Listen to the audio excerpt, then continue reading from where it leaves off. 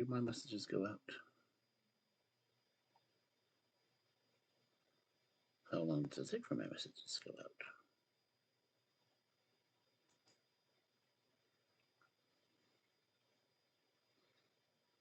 Hello, hello.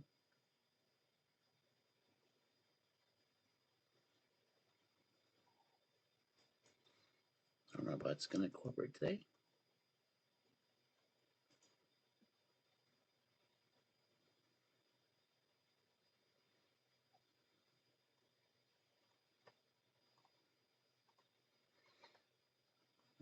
Okay, well, I have not seen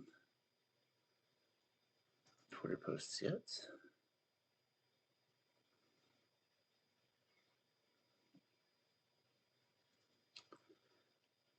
Okay, those are on.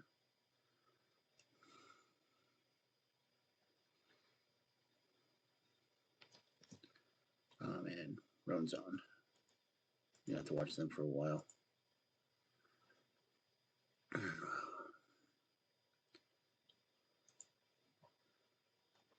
Saying hello. Oh, okay, well, looks like the Stream Elements tweet post has gone out. But we'll fuss about it.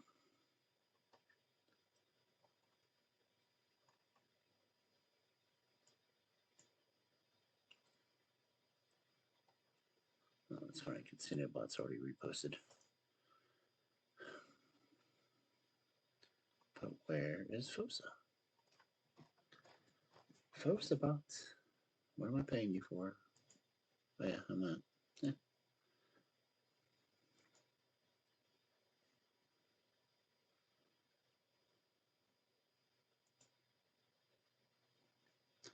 Okay, well.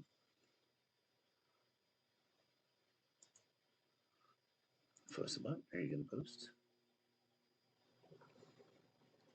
Fosa.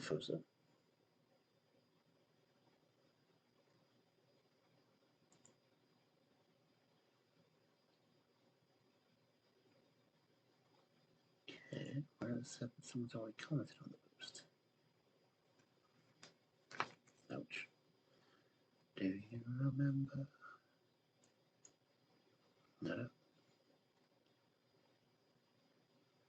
Why does it say someone's already liked, applied?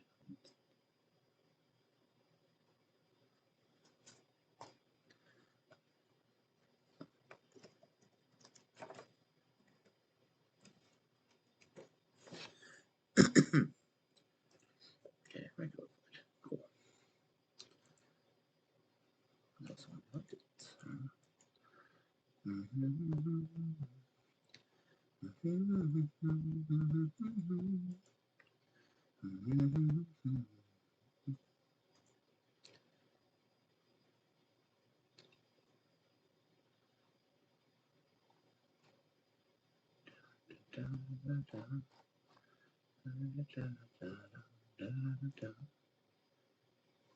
Okay, first of all, it doesn't want to bump today.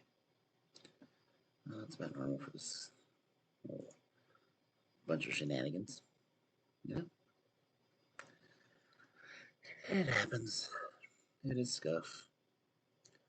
You know? Another night of fairy tales. 2 hours of fairy tales anyway. No, hour and a half depending on when I get started. Don't know how much of this book I have left. We are on page 435.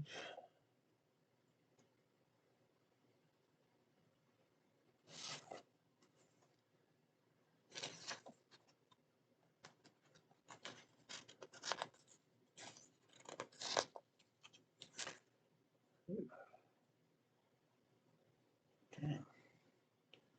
Well, I got to page 473. Guess we're going to finish this book tonight. Figure out what to do when I get back from the forest.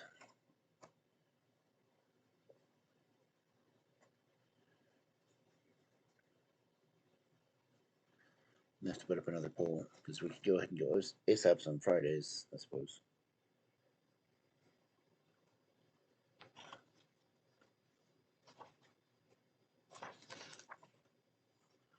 double check the last page, because that last page only had like 1 or 2 lines on it.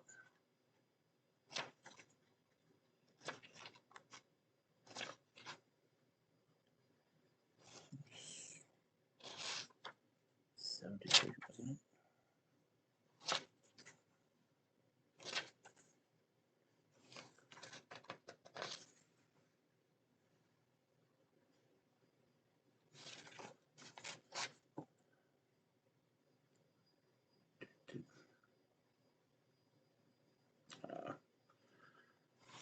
Turn that one off. Twitch has its own screen cap. Oh, it's yeah, closed caption. Okay, we're on page 435 tonight. The last page is 473.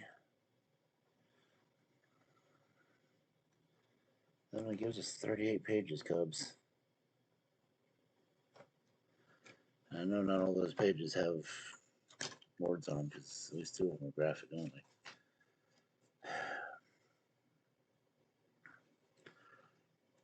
I am going to have to find another book to read.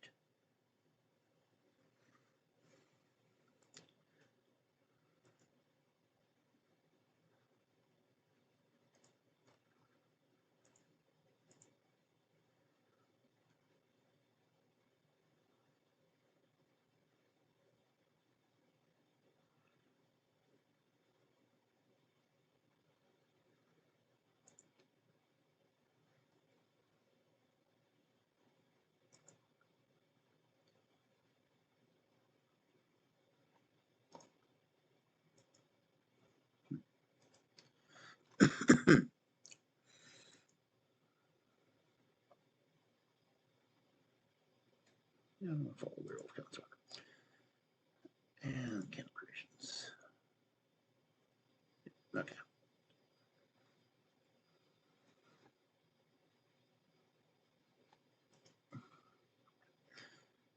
So I'm definitely going to have to put a poll on Twitter and see what you Cubs want me to read next. So I could keep going with folklore. I could go ahead and do the fables. I could see what other books I've got lying around, because I've got lots of books.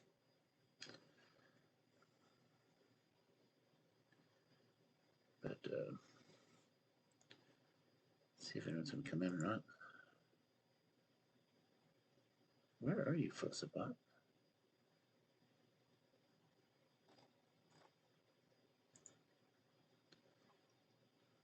My Fussabot is not responding at all.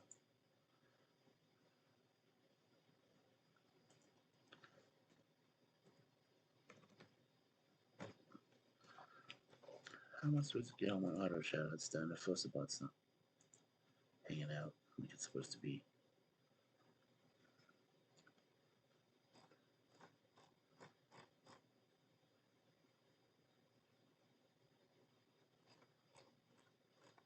Let's see.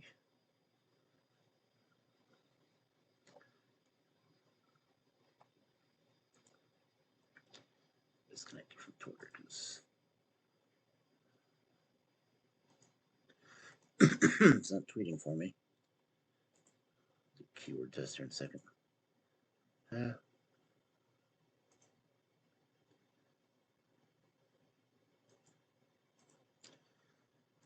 Okay, let's see. Which keyword do I want to try?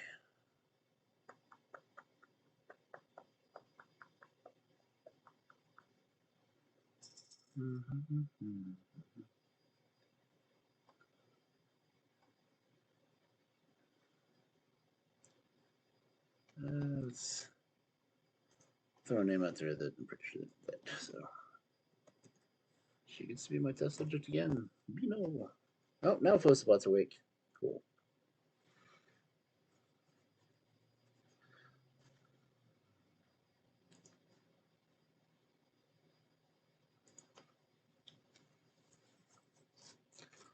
Pretty bad when my bots fall asleep on the job. Oh, I missed the Gutharita. Dang it. Oh. So yeah, we're doing Brothers Grimm tonight.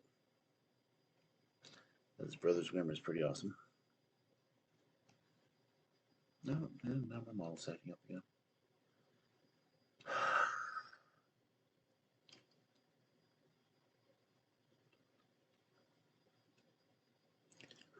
Yeah, man.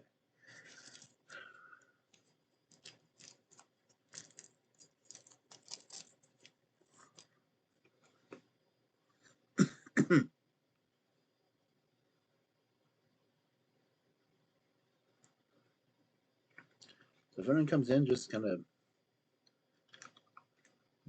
say something in chat. Let me know. It's always kind of cool to know who's here.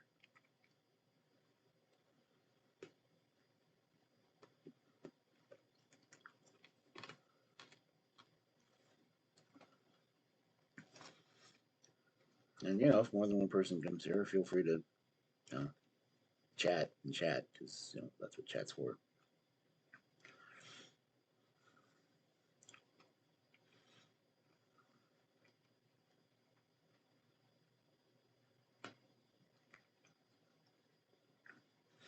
We're not doing the individual recordings for the stories anymore, so I can do a little bit more chat interaction when I know you're there. I do still go through and highlight the separate stories afterwards. So if you check.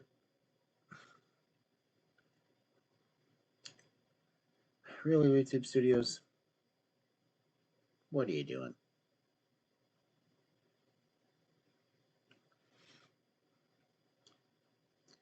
This just makes me want to start singing Phenomena. Do do do do do.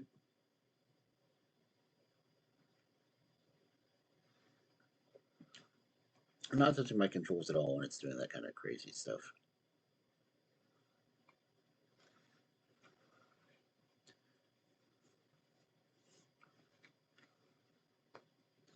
Okay, we're 12 minutes in.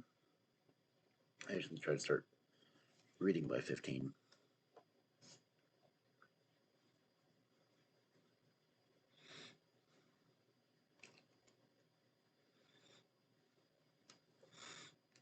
And there goes my mouth again. It likes acting up too. Yeah, that was picking me up the cough drop I have in my mouth, which kind of explain a little bit.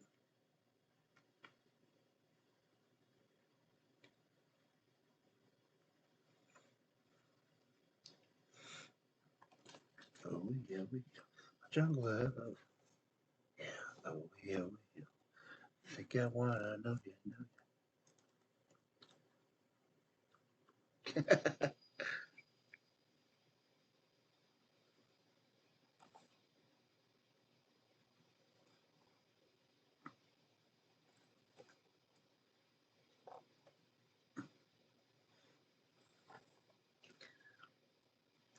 Oh,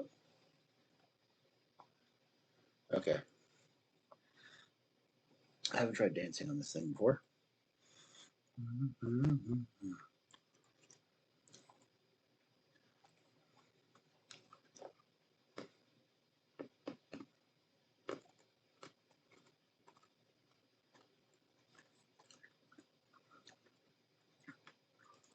I guess for the one to sing, I do that.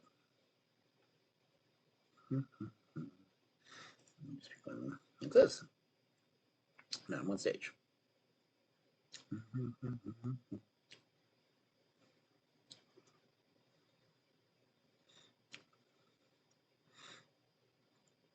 course, I did this for the debut. Not that anyone really caught it. Where you go? But where is it? This? No, it's not the one I wanted.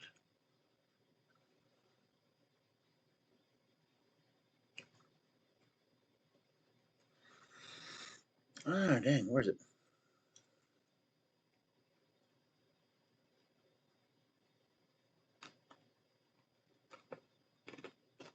Oh, hang on, come on. Nope, that's not it. intro, isn't it?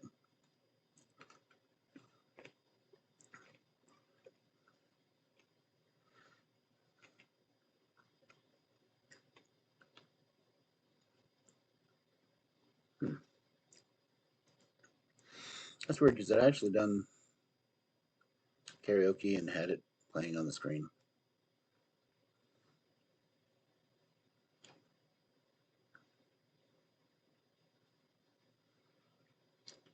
I don't see that option here right now. That's weird. Don't know what I did with my karaoke setup. Of course, I was just completely random because I was bored, but no. That kind of thing happens. Oh. Ouch. We're over 15 already? Yeah, we're over 15. So, my dear Cubs, I guess I will get to the reading stuff. Maybe.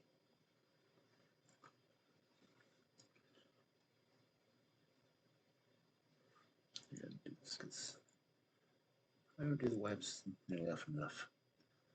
Because there's like. The reason why I'm reading. Parts of the book of Hebrews is that look, there you go. Claiming that the one who's making these promises okay. is the one through whom, the one for whom all things were made. He's the author, he's the perfecter of our faith. I mean, he is preeminent. He is, the Revelation said he's the Alpha, the Omega, the beginning and the end. It's the God of the cosmos is the one that's making the promise. So a lot of people read the book of Hebrews, they get to Hebrews 6 or Hebrews 10:26, and you as a believer, you may get worried about your salvation. But I think that before we get to any of those passages, we all need to remember us is that he's going to sanctify us to the end. Is the Alpha, the Omega. Now, that's a big deal. You know what I'm saying? Yeah. Well, I thought about too. Oh, fuck that's love. We just had Father's Day not too long ago, and when he referenced in chapter 1, talking about the sun in verse 3 is the radiance of God's glory, and I've got random audio playing somewhere in the background. I can't figure it out. And then he quotes those passages. You guys aren't hearing it because I'm not playing my desktop audio. Yeah, I become your father. In that light, when he gets to verse 14, he says, since the children have flesh and blood, he too shared in their humanity, so that by his death he might destroy him who holds the power of death, that is the devil, and free those who all their lives were held in slavery by their fear of death. It just made me think that, because Father's Day is a tough day for some people. I mean, either they had we were talking about Phil's movie. Oh my God. If you'd asked me what I thought about Father's Day the first 7 or 8 years of my life, it just wasn't a pleasant occurrence. And you carry that with you as you move forward. Now, in this case, the ultimate father steps in pursuit of all of us, but specifically in Phil, as the movie portrays. And you have this awesome heavenly Father who is able to restore his children. Freaking nuts. But of all the ways he chose to do that is through Jesus. Here he's mainly talking to Jewish Christians who have all this ritualistic worship that was God sanctioned in the beginning. And some of these people have put their faith and trust in other, beings and angels, and that's you guys are hearing this, and all this, and who they are, being Abraham's descendants. So I just think it's really interesting the way the Hebrew writer is trying to appeal to them in this family.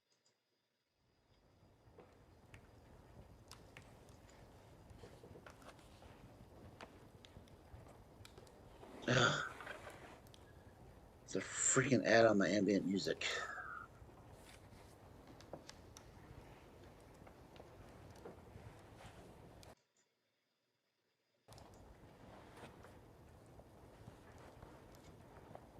Why is my ambient music playing?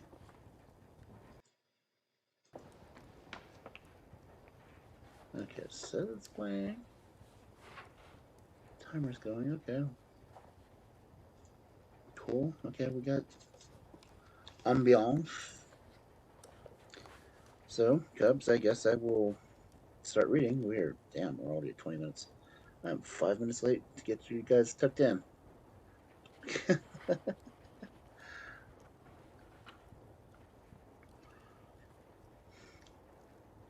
Don't tell your mom. It's totally my fault. But don't tell your mom it's totally my fault. Just don't tell your mom. Or your dad. Okay.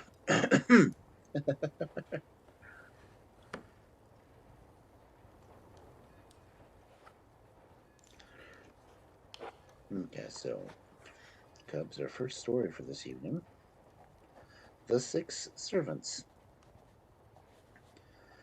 An old queen, who was a sorceress, had a daughter, who was the most beautiful maiden under the sun. Whenever a suitor came to court her daughter, he would be given a test to perform. If he failed, he had to kneel down, and his head would be cut off without mercy. Now, it happened that there was a prince who wanted to court her, but his father refused to let him go and said, "No, if you go there, you won't return." Then the son withdrew to his bed, became deathly ill for 7 years. When the king saw that he might die, he said, "Go there, perhaps you'll be fortunate." As soon as he heard this, his son became well again.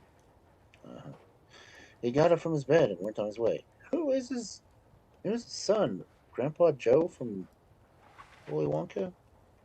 Okay. As he was making his way across the forest, he saw a man lying on the ground. This man was enormously fat and actually seemed to be a small mountain. Okay. He called the prince over to him and asked him whether he wanted to have him as a servant. Yeah, why not?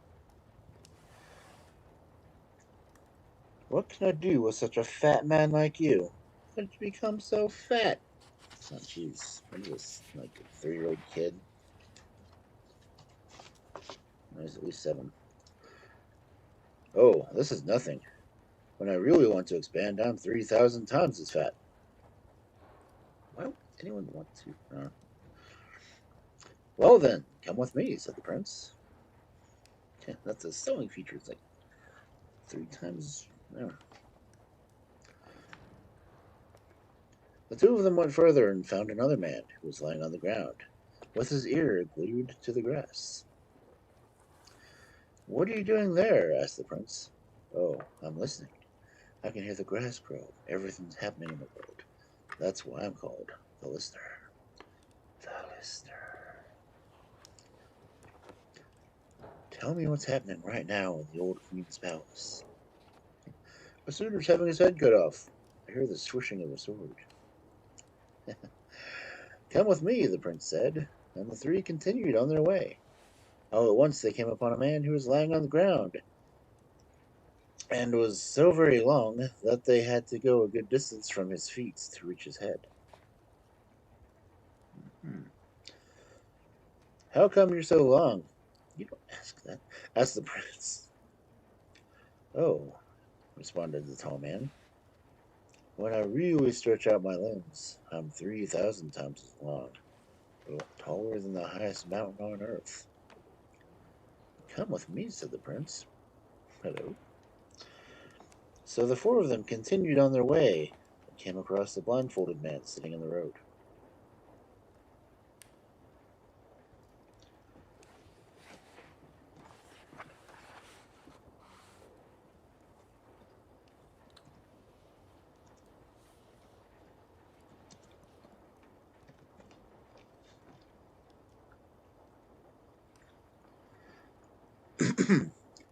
Why are you wearing a blindfold? The prince asked. Oh, the man responded. I shatter whatever I gaze upon with my eye. That's why I don't dare take off the blindfold. Oh, well, little Cyclops. Come with me, the prince said. So the 5 of them continued on their way and came upon a man lying on the ground, basking under the hot sun. But he was freezing and shivered so much that his entire body was shaking. Nice. How can you be freezing this way in the sunshine? Asked the prince. Ah, answered the man. The hotter it is, the more that I freeze. The colder it is, the hotter I am. In the middle of ice, I can stand the heat. In the middle of hot flames, I can't stand the cold. The guy has issues. Come with me, said the prince. And the 6 of them continued their way and came across a man standing there, looking around all over the mountains. What are you doing? Asked the prince. I have such sharp eyes, the man said, that I can see over all the forests and fields, valleys and mountains, and throughout the whole world. Come with me. I could still use someone like you. Now the 7 of them entered the city, where the beautiful and dangerous maiden lived. And the prince appeared before the old queen and told her that he wanted to court her daughter. All right, she said. I'll give you 3 tasks. If you perform each one, then the princess is yours. For your first task, you must bring back a ring that I dropped in the Red Sea. I shall perform this task, the prince said, and he summoned his servant, Sharp Eyes. He looked into the bottom of the sea and saw the ring lying next to a stone. Then Fat Man came and set his mouth down on sea level and let the waves roll into his mouth until he had swallowed the entire sea. That became as dry as a meadow. Then Tall Man bent over and fetched the ring with his hand. So the prince brought it to the old woman, who was astonished, and said, Yes, that's the right ring. You've performed the task, but now you must perform the second. Do you see the 300 oxen grazing in the meadow in front of my castle? You must devour them, skin and bones, hair and horns. And down in my cellar there are 300 barrels of wine that you must drink as well, and may only invite 1 guest to eat and drink with you. A volunteer's tribute. If 1 trace of hair is left from the oxen, or 1 little drop from the wine, then your life will be forfeited to me. The prince replied, I'll perform this task. And he took the fat man as his guest. Well, he ate the 300 oxen without leaving a single hair, and proceeded to drink the wine right out of the barrels without using a glass. When the old sorceress saw that, she was astounded and said to the prince, No one has ever gotten this far, but there's still 1 task left. And she thought to herself, I'll get you yet with my magic spell. Then she said aloud, Tonight I'm going to bring my daughter into your room, and you're to put your arms around her. While you sit there with her, be sure not to fall asleep. I shall come at midnight, and if she's no longer in your arms, your life will be forfeit. Honestly, I think the fat guy serves the princess. He's done all the work. But still, that's me. The task is easy, the prince thought. I will certainly be able to keep my eyes open. However, it's best to be cautious. So, when the beautiful maiden was brought to him that evening, he summoned all his servants, and the tall man had to embrace them with his arms, while the fat man had to block the door so that no living soul could enter. So they sat there, and the beautiful maiden didn't utter a word. However, the moon shone through the window on her face, so that the prince could gaze at her marvelous beauty. They all kept watch together until 11 o'clock. Then the sorceress cast a spell on their eyes, and they fell into a slumber that they were unable to ward off. So they slept soundly until 12:15. When they awoke, the maiden was gone, and had been carted away by the old woman.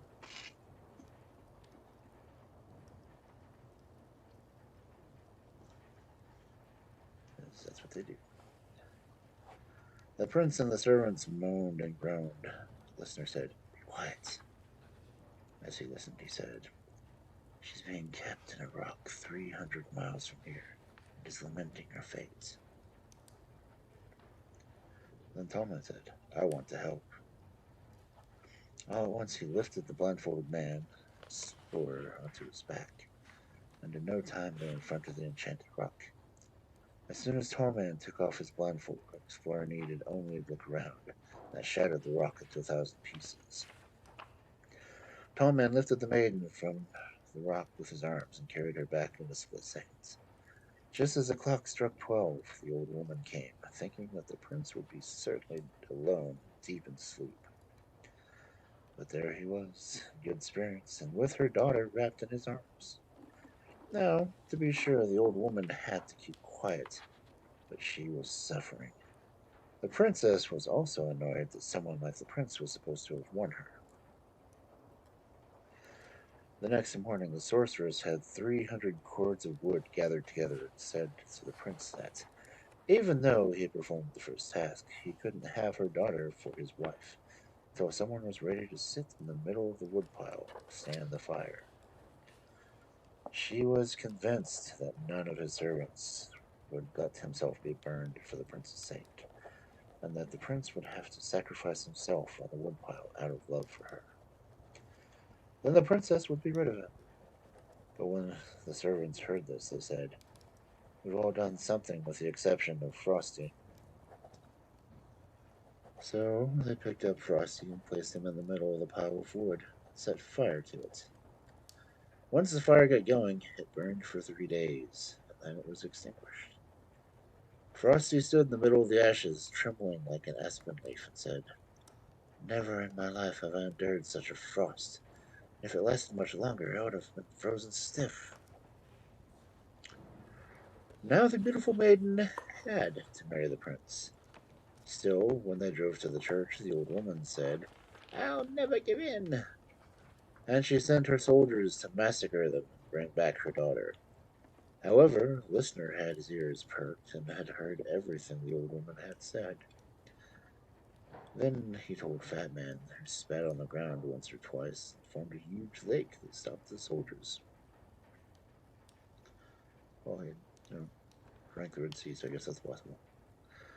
When the soldiers didn't return, the old woman sent her knights in armor. The Listener heard the rattling of the armor and undid the blindfold of Exploder. He took a piercing look at the enemy, and they shattered like glass. Thus the prince and his bride could continue on their way undisturbed, and after a couple had been wed and blessed in church, the 6 servants took their leave and set out to seek their fortune in the world. Half an hour from the prince's castle was a village, and outside the village, a swineherd was tending his pigs. When the prince and his wife arrived there, he said to her, "Do you know who I really am? I'm not the son of a king, but a swineherd. And the man with the pigs over there is my father. You know I must now get to work and help my father look after the pigs." The prince took lodging with him and secretly told the innkeeper and his wife to take away the wife's royal clothes during the night. When she woke the next morning, she had nothing to put on, and the innkeeper's wife gave her an old dress and a pair of woolen stockings. At the same time, the woman acted as if she were giving the princess a grand gift. So the princess believed that the prince was really a swineherd and tended the pigs with him. "I deserve this because of my pride," she remarked. All of this lasted a week, by which time she could no longer stand it. Her feet had become all sore. Then some people came and asked her whether she knew who her husband was. "Yes," she answered. "He's a swineherd. He's gone out to do a little trading with ribbons." Then they asked her to go with them, and they brought her up to the castle. When they entered the hall, the prince was standing there in his royal attire, but she didn't recognize him until he embraced and kissed her and said, "I suffered a great deal for you. It was only right that you should also suffer for me." Now the wedding was truly celebrated, and the person who has told this tale would have liked to have been there too, because honestly, I heard they had a great buffet. And open bar. So much wine. I mean, it's a royal wedding. Of course, there's going to be so much food. But no wolves were invited, sadly. Oh,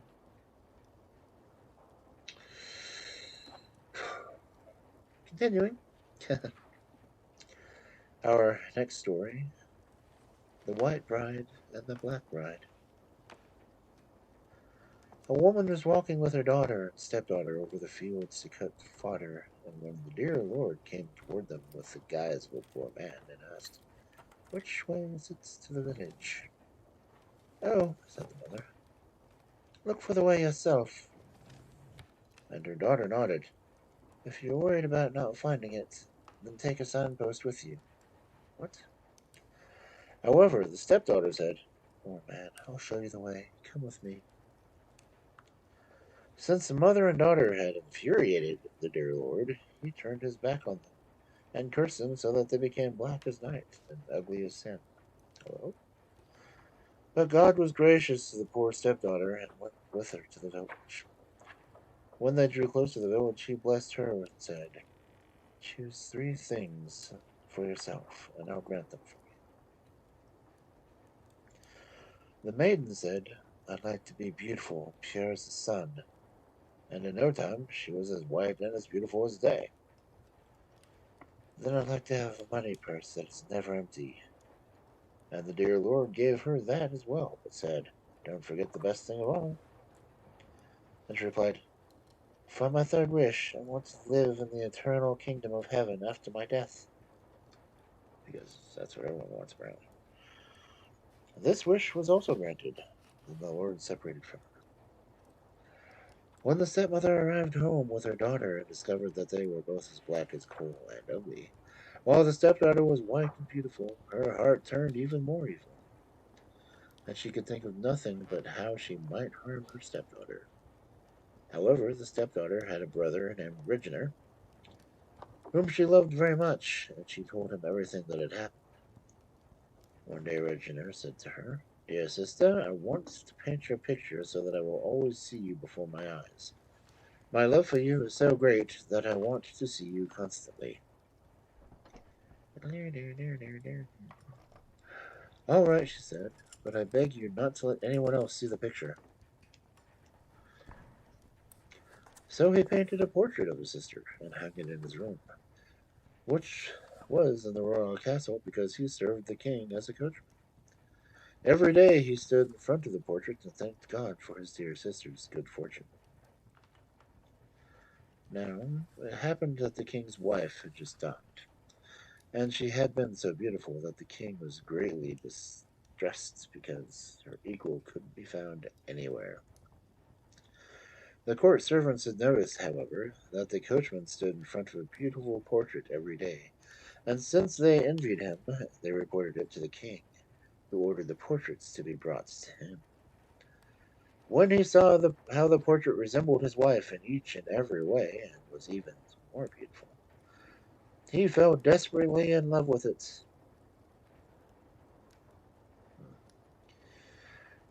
Consequently, he summoned the coachman and asked him whose portrait it was. The coachman said that it was his sister, and the king decided to marry no other woman but her. So he gave the coachman a carriage and horses and magnificent golden clothes, and sent him to fetch his chosen bride. When Rainer arrived with news, his sister rejoiced, but the black maiden was jealous of her good fortune and became terribly annoyed. "What's the good of all your clever and artful ways," she said to her mother, "if you can't bring such good luck for me?" "Be quiet," said the old woman. "I'll soon make things turn your way."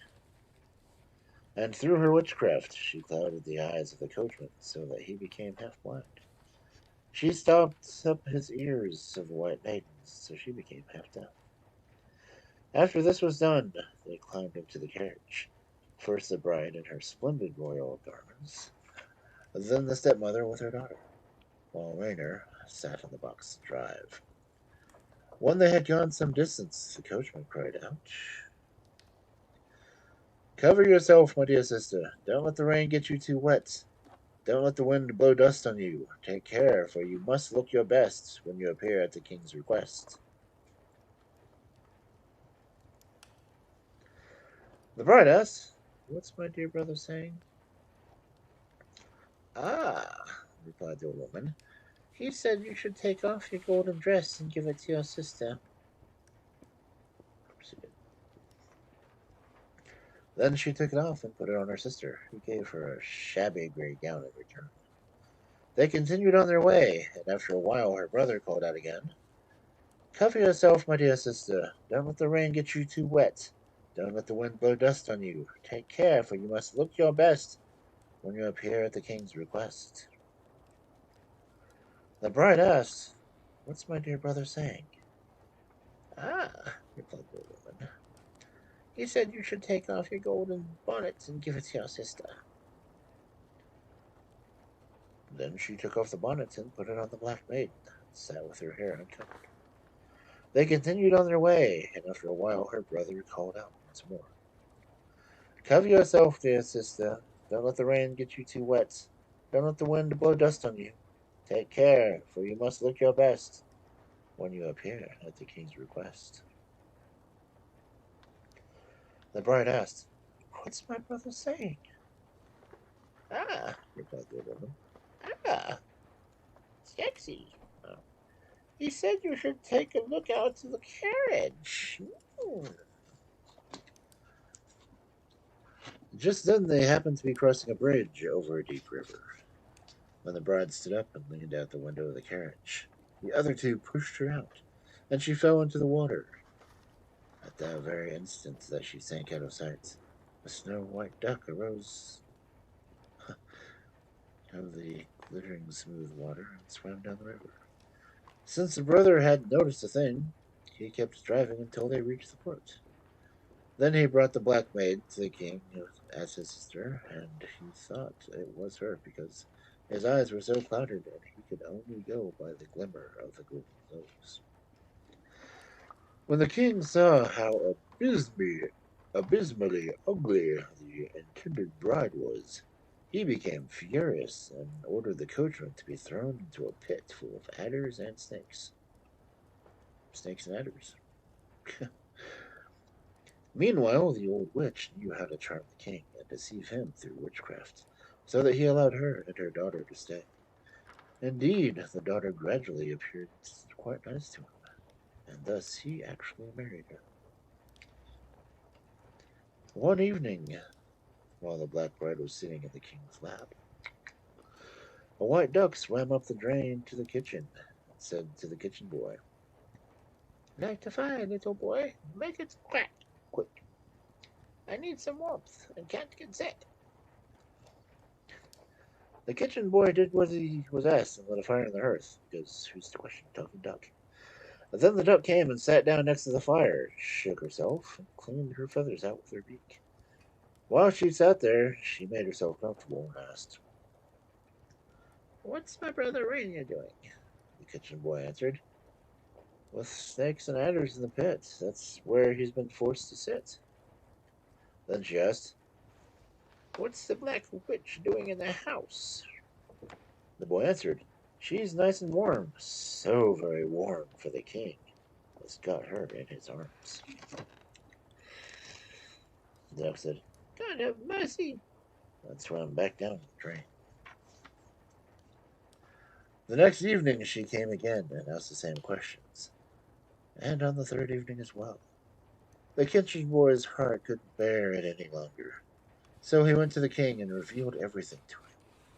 Then the king went to the kitchen on the following evening, and when the duck stuck her head out through the drain, he took his sword and cut her head off by the neck, because no one yelled duck. All at once she turned into the most beautiful maiden that looked exactly like the portrait that her brother had made of her.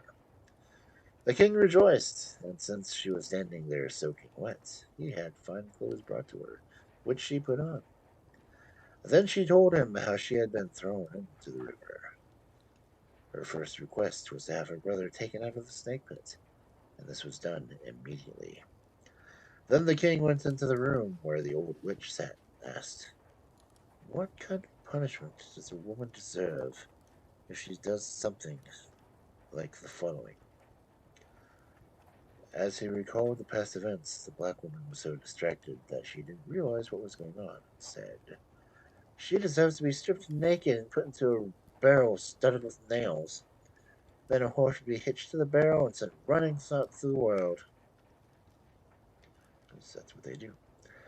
This is what happened to her and her black daughter, while the king married his beautiful white bride, and rewarded the faithful brother for making him a rich and well-respected man.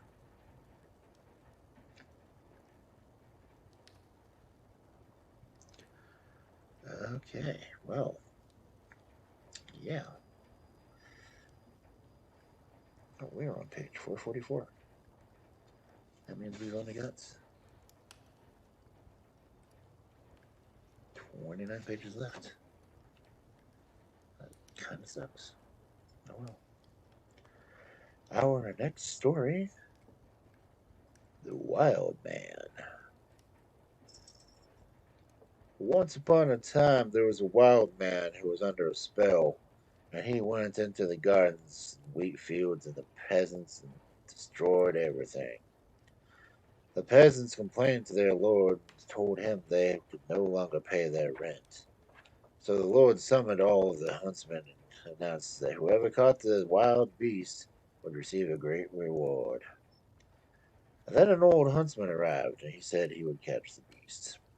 He took a bottle of brandy, a bottle of wine, and a bottle of beer, and set the bottles on the bank of the river, where the beast went every night. After doing that, the huntsman hid behind a tree. Soon the beast came and drank up all the bottles. He licked his mouth and looked around to make sure everything was all right.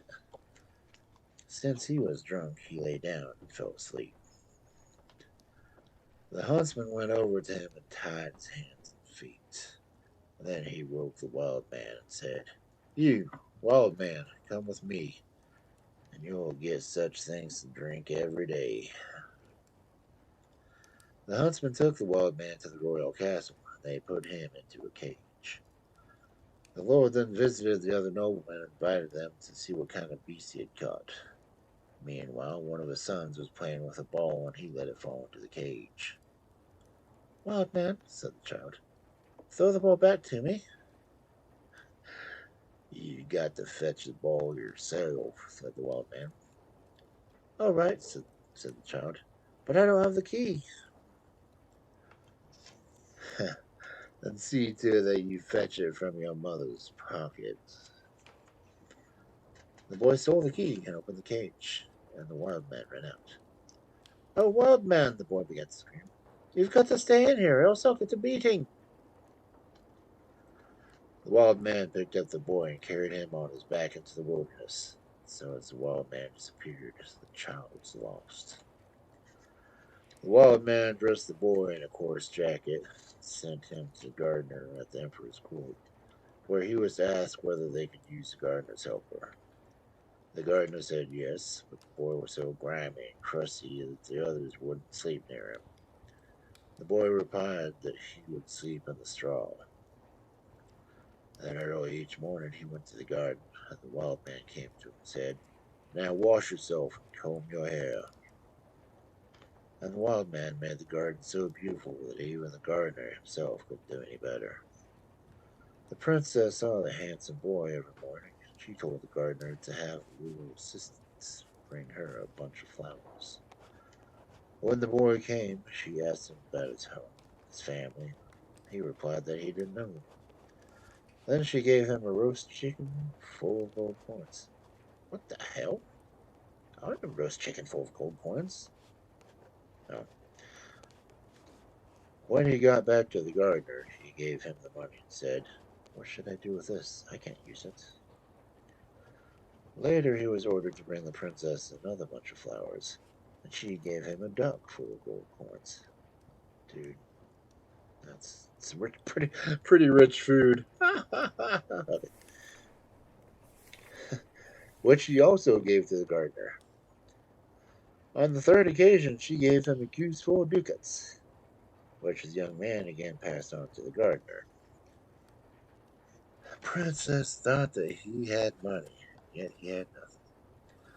They got married in secret, and her parents became angry and made her work in the brewery. and she also had to support herself by spinning. The young man would go into the kitchen and help the cook prepare the roast. Sometimes he stole a piece of meat and brought it to his wife. Soon there was a mighty war in England. The emperor and all of the great armies had to travel there. A young man wanted to go there to ask whether they had a horse in the stables for him. They told him that they had one that ran on 3 legs that could get good enough for him. So he mounted the horse, and the horse went off, clippity-clop. Then the wild man approached him, and he opened a large mountain in which there was a magnificent regiment of 1,000 soldiers and officers. The young man put on some fine clothes and was given a magnificent horse. Then he set out for war to England with his men. The emperor welcomed him in a friendly way and asked him to lend support. The young man defeated everyone and won the battle, whereupon the emperor extended his thanks to him and asked him where his army came from. Don't ask me that, he replied. I can't tell you. Then he rode off with his army and left England. The wild man approached him again and took back all the men back to the mountain. The young man mounted his 3-legged horse and went home. Here comes old Hobbly-Hop again with his 3-legged horse, people cried out. They asked, were you lying behind the hedge and sleeping? Well, he said, if I hadn't been in England, things wouldn't have gone well for the emperor.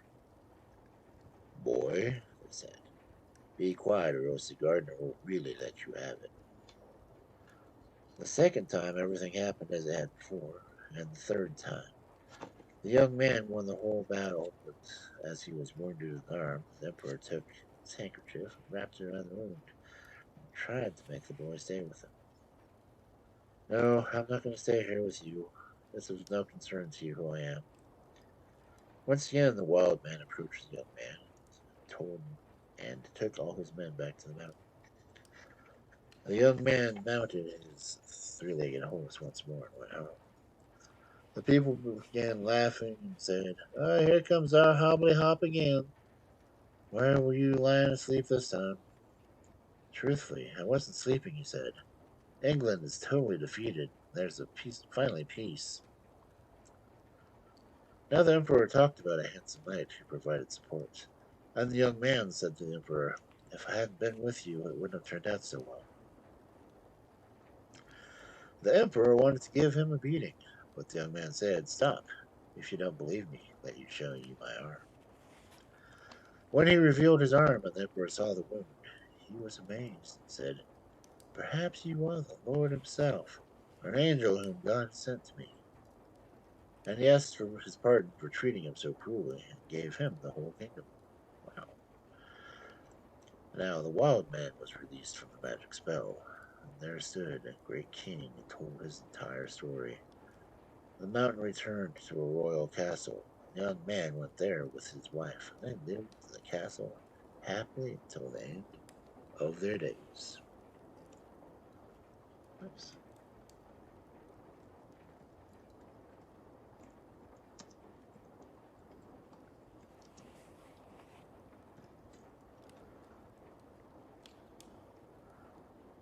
Okay, wow.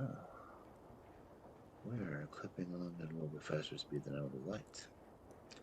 That's when I close this book. I'm really going to have to figure out what to read next time.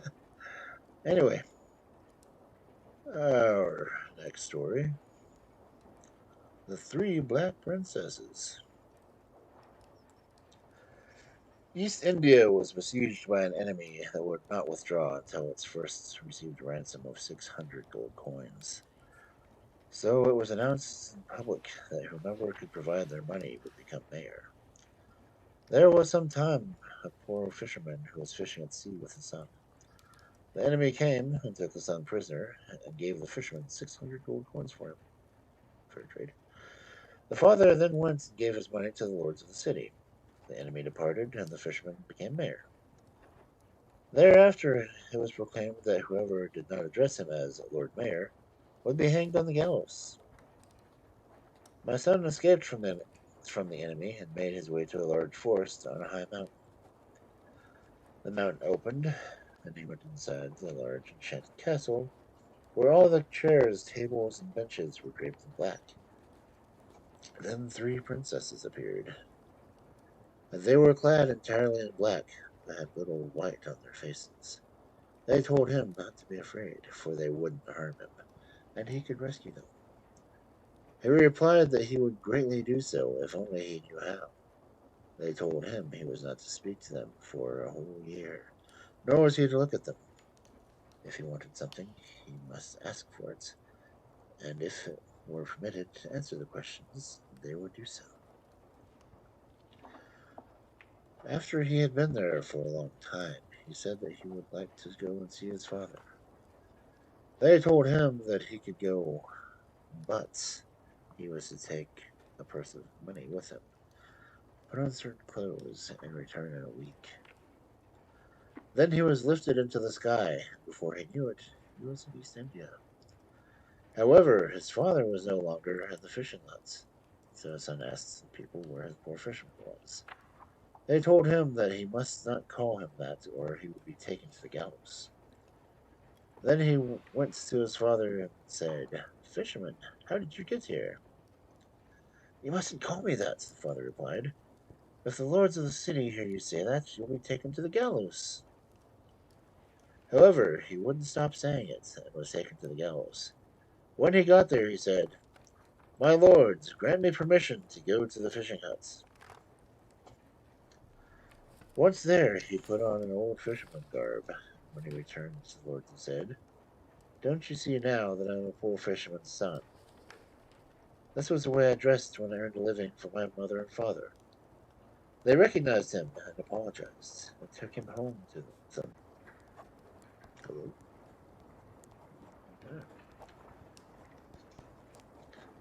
The son told them everything that had happened, and how he got in the forest on the high mountain, how the mountain had opened, and how he had entered an enchanted life where everything was black, and there were 3 young princesses to come to him, all in black except with a little white on their faces, and how the princesses had told him not to be afraid, and that he could save them. His mother warned him that night it would not be a good thing to do, and told him to take a consecrated candle with him, let some of the hot wax drip on their faces, because moms are protective. The son returned to the castle, and was so fearful that he let the wax drop on their faces while they slept, and they all turned half white. The 3 princes jumped up and cried, "You cursed dog! Our blood shall cry out for vengeance. There's no man born now anywhere, nor ever will, who can save us. But we still have 3 brothers bound by 7 chains, and they will tear you to pieces." All at once there was a shrieking throughout the castle, and he jumped out a window and broke his leg. The castle sank back into the earth. The mountain closed, and nobody knows where the castle once stood.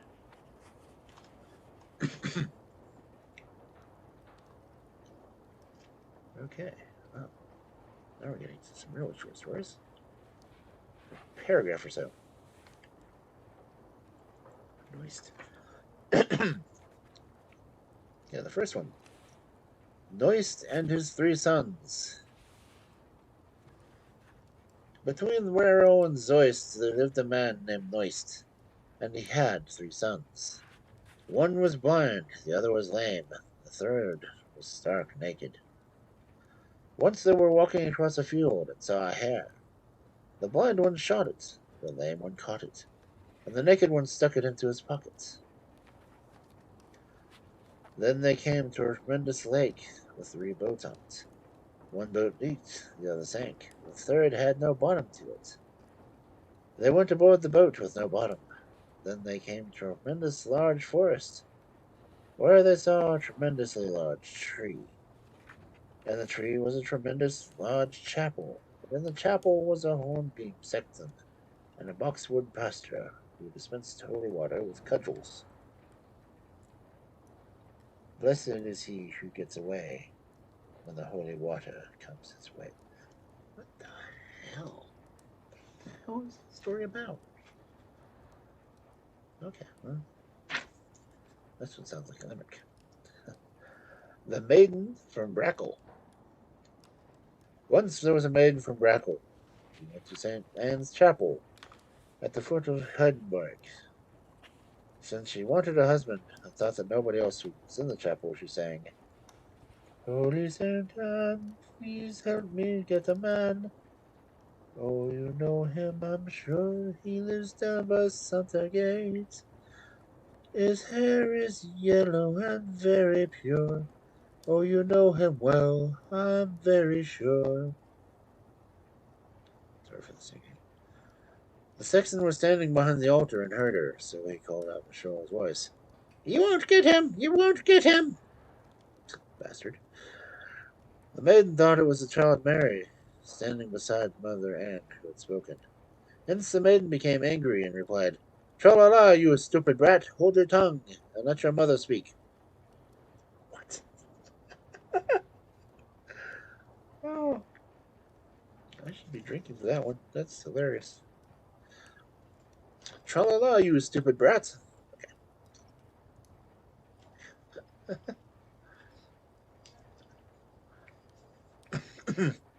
And the freaks and sexton's the one who did it. That's hilarious.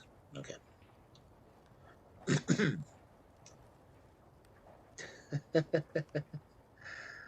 Okay.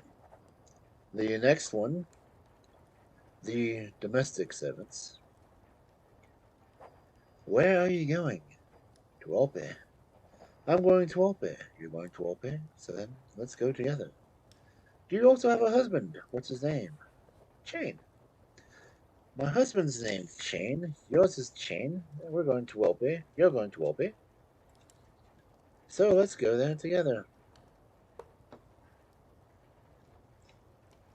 Do you also have a child? What's he called? Scab. My child's called Scab. Yours is Scab. My husband's Chain. Yours is Chain. We're going to Alpe. We're going to Alpe. So then, why don't we go together? Do you also have a cradle? What's your cradle called? Hippodige. My cradle's called Hippodige. Yours is Hippodige. My child's Scab. Yours is Scab. My husband's Chain. Yours is Chain. We're going to Alpe. I'm going to Alpe, so then let's go together. Do you also have a servant? What's your servant called? Do it right. My servants do it right. Your servants do it right. My cradle's Hippodige. Yours cradle's Hippodige. My child's Scab. Yours is Scab. My husband's Chain. Your husband's Chain. I'm going to Elfie. You're going to Elfie. So then, let's go together.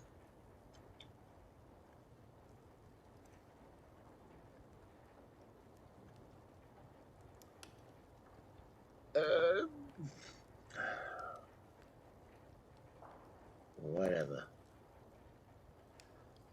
Oh, well, this next one's got something that's vaguely familiar.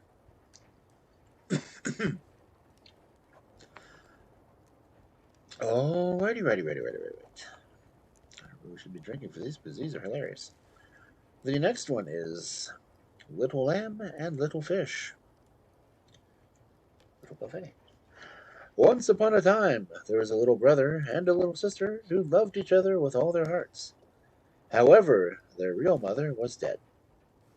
And they had a stepmother who wasn't good to them and secretly did all she could to hurt them. It happened that one day the two of them were playing with other children in the meadow in front of their house, and in the meadow was a pond that bordered on one side of the house. Children ran around it, caught each other, and played a little counting out game. Counting out game. That's what this is. I'm going to have to sing it because that is how things go. Eeny, meeny, let me live. My little bird to you I'll give. The bird will pick up straw for me. The straw I'll give the cow to eat. The cow will make me lots of milk. Give the baker all the milk. We'll bake my cat a cake so nice, and then the cat will chase the mice. The mice I'll hang and let them smoke before I take one big slice.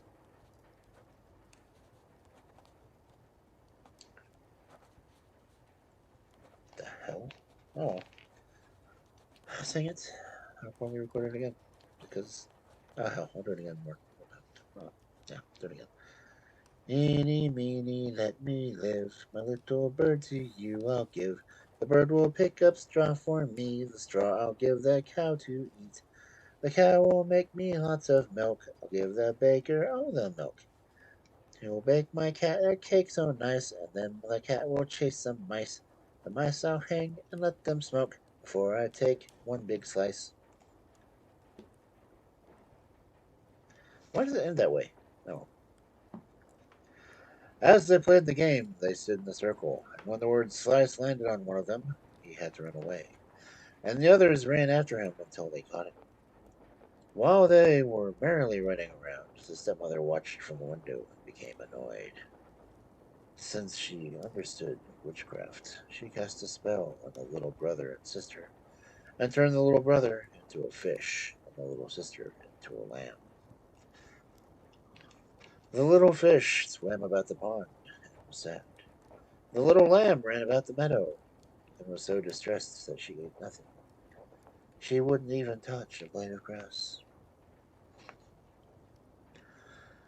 A long time passed, and strangers came as guests to the castle. The treacherous stepmother thought, "Now's the time." So she called the cook and said to him, "Go and fetch the little lamb from the meadow and slaughter it. Otherwise we'll have nothing for the guests." The cook went to the meadow and got the little lamb, led her to the kitchen, and tied her feet. The lamb bore all this patiently. As the cook took his knife and began to sharpen it on the doorstep in order to kill the lamb, she noticed a little fish swimming back and forth in the water in front of the gutter, looking up at her. It was her little brother, and when he'd seen the cook leading the lamb away, he swam along the pond up to the house. Then the little lamb called to him, "Oh, brother, and the pond so deep! My heart is torn, and I must weep. The cook's about to take the knife and bring an end to my short life." The little fish answered, "You're up so high, you make me cry and want to you make me sad and want to cry. Well, in this pond I swim and sigh." I can't do lamb better than do fish. Sorry. When the cook heard that the little lamb could speak and was uttering such sad words to the little fish down in the pond, he became frightened and thought, "Shit, lamb speaks. The lamb must not be a real one, but one that the wicked woman in the house cursed." Then the cook said, "Don't worry, I won't slaughter you." So he took another animal and prepared it for the guests.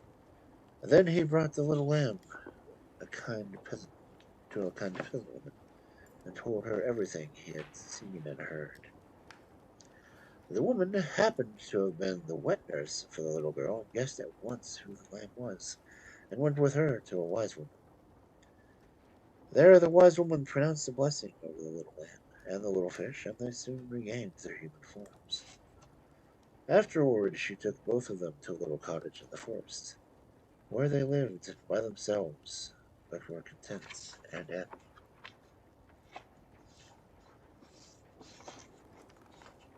Okay, I gotta sing that song again because it was just freaking adorable. Many, many, let me live. My little bird to you I'll give. The bird will pick up straw from me. The straw I'll give the cow to eat. The cow will make me lots of milk. I'll give the baker all the milk. Will bake my cat a cake so nice and then the cat will catch some mice. The mice I'll hang and let them smoke before I take one big slice. Still could have ended better, honestly. It's just weird. Okay. Where we. Oh, damn, we're only an hour in. What the hell?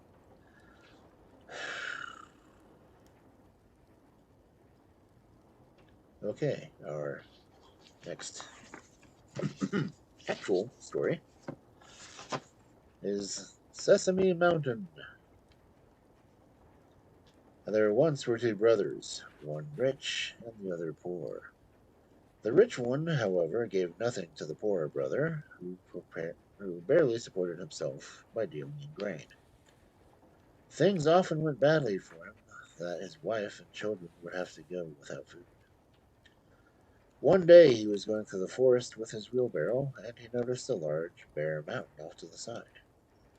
Since he had never seen it before, he stopped in amazement and gazed at it.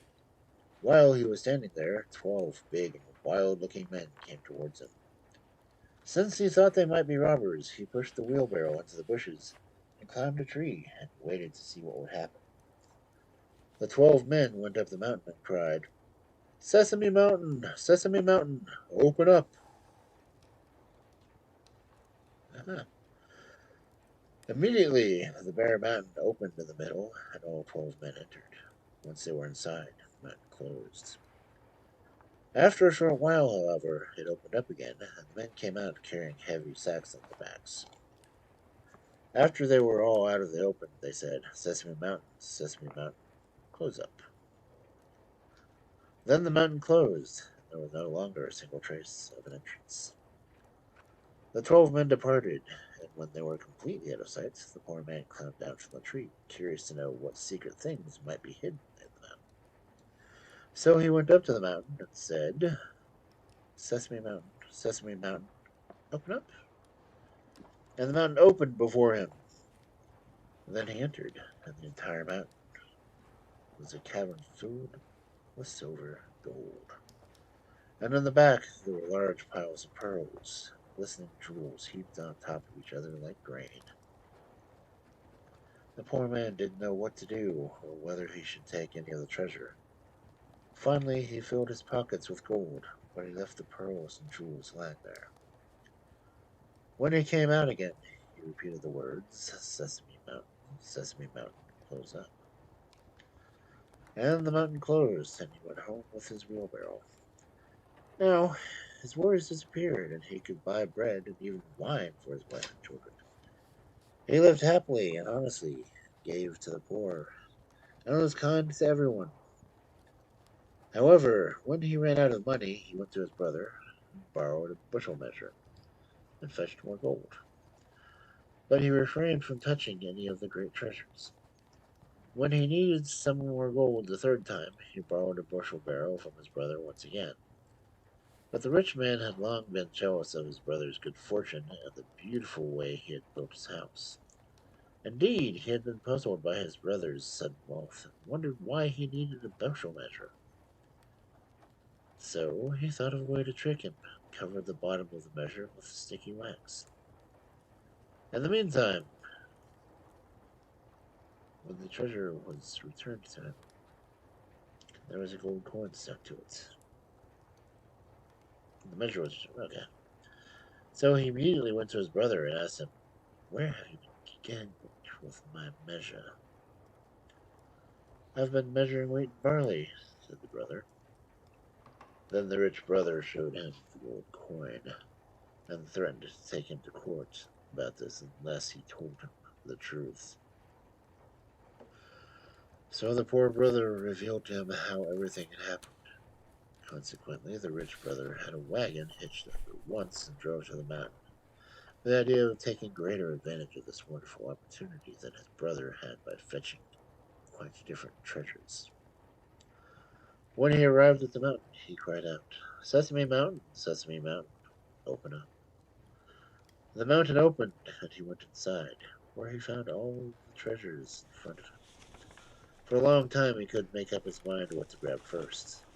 Finally, he took as many jewels as he could carry, and when he was about to heave his load of jewels, his heart and his mind became so occupied with the treasure that he forgot the name and called out, Simile Mountain, open up."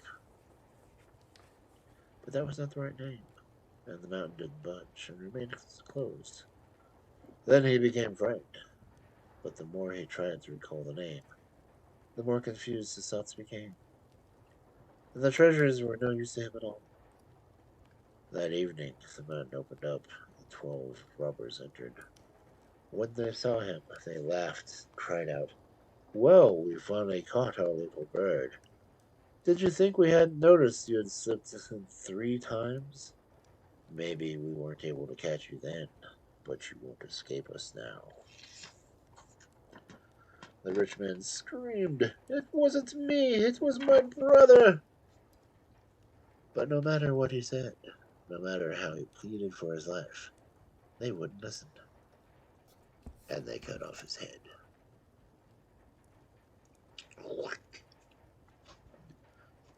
And his brother. Okay. And our next fairly short story. The Children of Famine.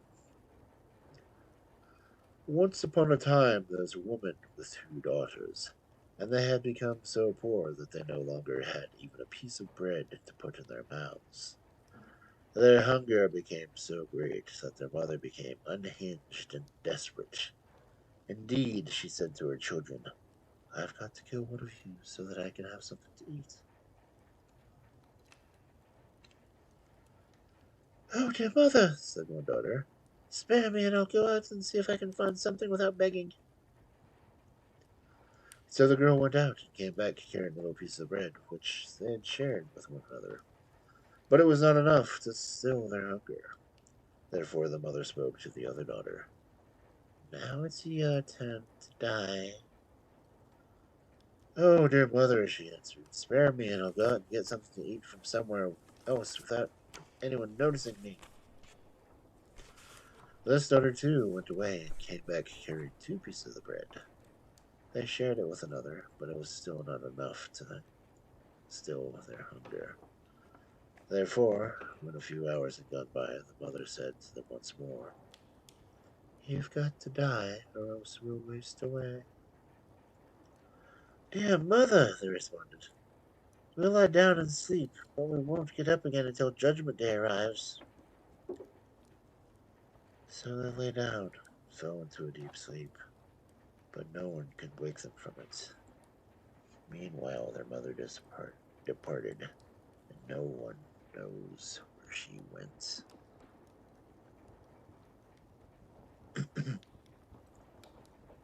She's behind you.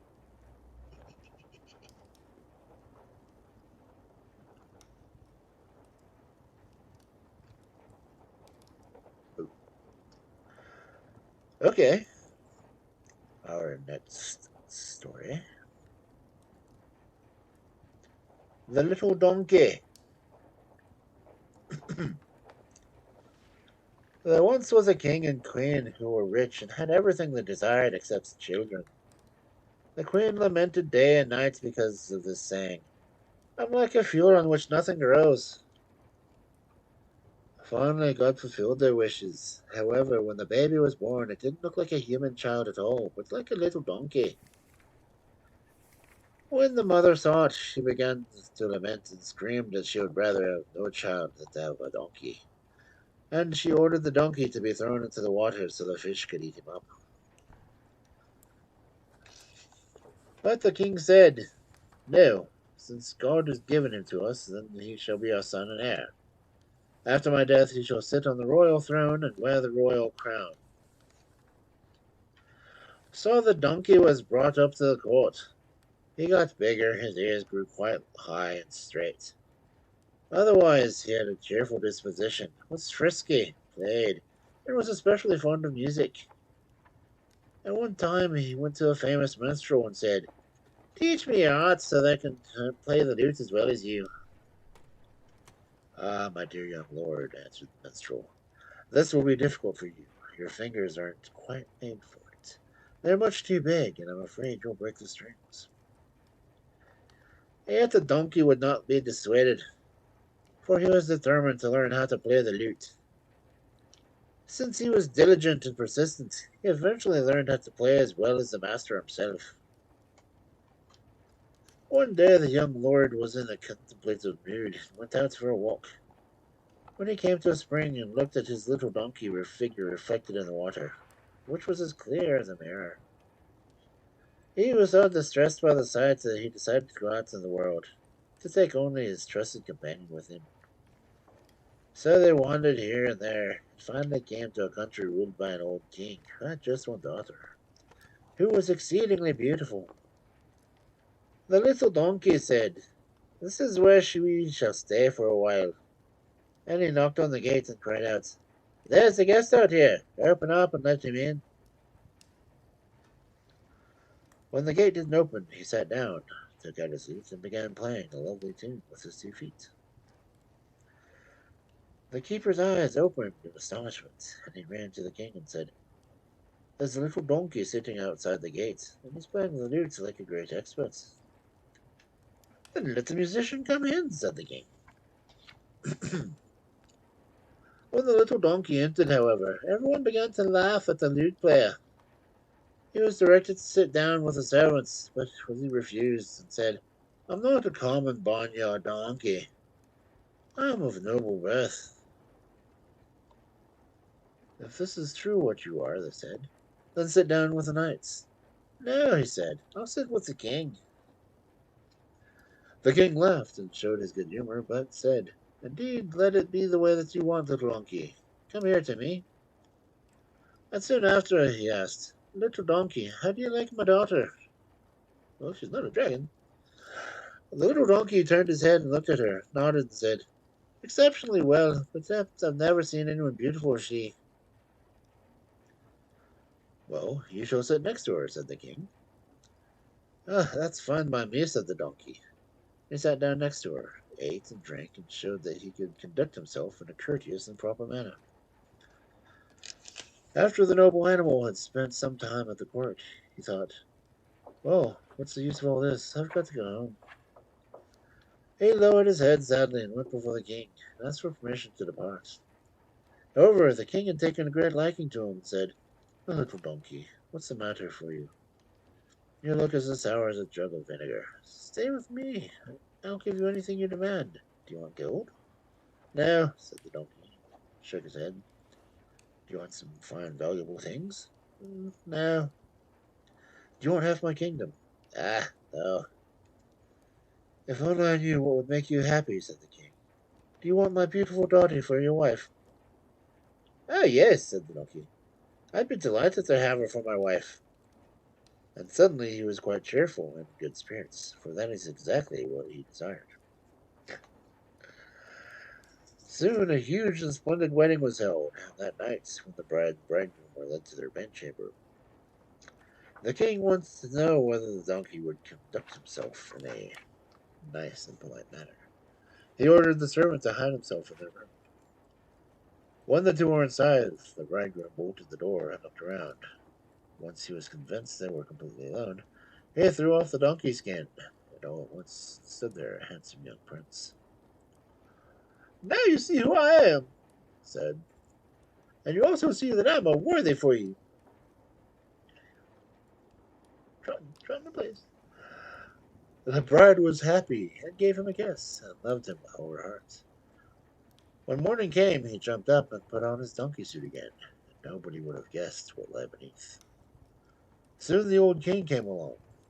"Goodness," he cried, "the donkey's already wide awake." Then turning to his daughter and said, "You probably regret that you weren't wed to a real man, don't you?" "Oh, no, father, I love him as if he were the handsomest man in the world, and I want to keep him for the rest of my life." "Really?" The king was puzzled by this, and then the servant who had concealed himself came to him and told him everything. "I don't believe you," said the king. "Well, keep tonight's watch for myself, then you shall see it with your own eyes. My advice to you, your majesty, is to take his skin away from him and throw it in the fire. Then he'll certainly have to reveal himself in his true form." "That's good advice," said the king. And that night, while they were sleeping, he crept into the room. And when he came to their bed, he saw the noble-looking man resting in the moonlight, and the skin lying discarded on the ground. So he took it away and ordered a tremendous fire to be made outside. Then he threw the skin into the fire and remained there until the entire thing burned to ashes. Since he wanted to see what the young man would do when he discovered the theft, He stayed awake the whole night and lay in wait. When the young man had slept his fill, he got up with the first rays of sun, wanted to put on his donkey skin, but he couldn't find it anywhere. He was so horrified and overcome by sadness and dread. Now I must go find some place to flee, he said. However, when he left the room, the king was standing there and said, My son, why are you in such a hurry? What do you intend to do? Stay here? You're such a handsome man, and I don't want you to leave.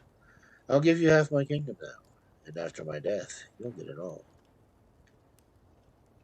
Well, said the young man, since I wish everything that began well to end well, I'll stay here with you. Then the old man gave him half the kingdom. When he died a year later, the young man had it all. After the death of his own father, he received yet another kingdom, and lived in happiness and wealth.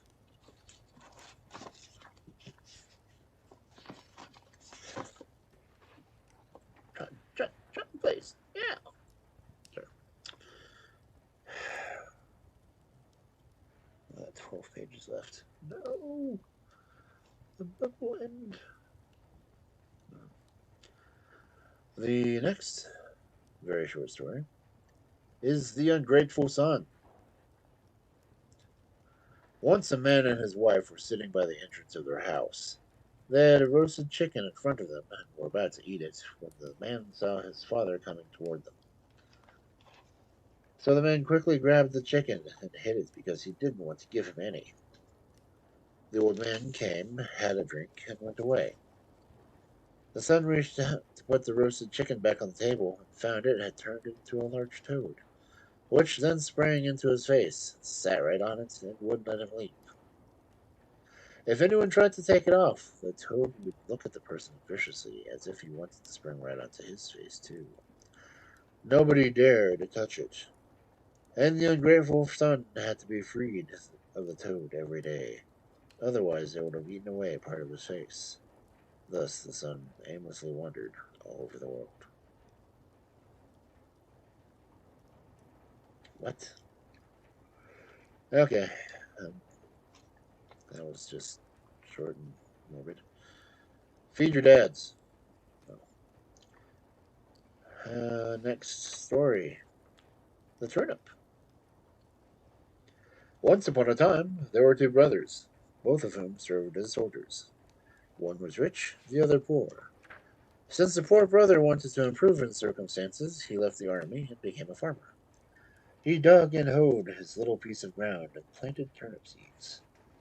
The turnips began to grow. One became so large and strong and noticeably fatter than all the others. It seemed as if it would not stop growing at all. Soon it was called the Queen of all Turnips, because no one had seen one as large as it before, nor will anyone ever see one like it again. At last it became so large that it filled the entire wagon by itself, and 2 oxen were needed to pull it. Talk of a killer turnip. The farmer had no idea what to do with a turnip, nor did he know whether it would bring him luck or misfortune. Finally, he thought, if I sell it, I won't get anything worth much. And if I eat it, you might as well eat the small turnips, which are just as good. The best thing he could do was bring it to the king. That way I can honor him with a gift. Good plan. So he loaded the turnip on his wagon, hitched up 2 oxen, and brought it to court and gave it to the king. What kind of rarity do we have here? Asked the king. I've seen many strange things in my life, but I've never seen such a monstrosity as this. What kind of seed did it grow from? Or do you have a green thumb? And Our Lady's Fortune's favorite son? Oh no, replied the farmer. I'm not Fortune's favorite son. I'm just a poor soldier who gave up the army life because I could no longer support myself. Now I've taken up farming. You probably know my brother, Your Majesty. He's rich, but nobody pays attention to me because I have nothing. That's how things go. Then the king took pity on him. You shall be relieved of your poverty, and shall receive such gifts from me that will make you equal of your brother. So he gave him a great deal of gold, fields, meadows, and herds, and made him so terribly rich that his brother's wealth could no longer match his at all. When the brother heard what he had acquired with a single turnip, he became jealous and pondered the ways to get a fortune to smile on him, too. However, he wanted to do everything in a more clever way. So he took horses and gold and brought them to the king, for he was firmly convinced that the king would give him a much larger present in return. After all, if his brother had obtained so much from a turnip, he would certainly get more for beautiful things. The king accepted the gifts and said that he could think of nothing better or rarer to give him than the large turnip. So the rich brother had a turnip loaded into a wagon and driven to his home. Once there, he didn't know how to vent his anger or frustration. Finally, some evil thoughts came to him, and he decided to kill his brother. He hired murderers and showed them the place where they were to ambush his brother. Afterward, he went to his brother and said, "Dear brother, I know where to find a secret treasure. Let's dig it up and divide it among us." The brother liked this idea and went with him without suspecting a thing. However, when they went outside, the murderers fell upon him and tied him up, and were about to hang him from a tree when they heard loud singing and hoofbeats in the distance. They became frightened for their lives and hastily shoved their prisoner head over the heels into a sack. No, they shoved their prisoner head over heels into a sack. One they hoisted it up on a branch and fled. However, the brother went to work and made a hole in the sack through which he could poke his head. And then, who should happen to be on his way but a wandering scholar, a young fellow riding along the road in the forest, singing a merry song. When the man up in the tree noticed someone was passing below, he cried out, "Welcome! You're here just at the right time." The scholar looked around him but couldn't detect where the voice was coming from. Finally, he said, "Who's calling me?" The man in the tree answered from above, "Lift your head. I'm sitting up here in a sack of wisdom, where I've learned great things in only a short time. Compared to this, all schools are like a bag of hot wind. Soon I shall have learned all there is to know. Then I'll climb down from the tree and be wiser than all other human beings.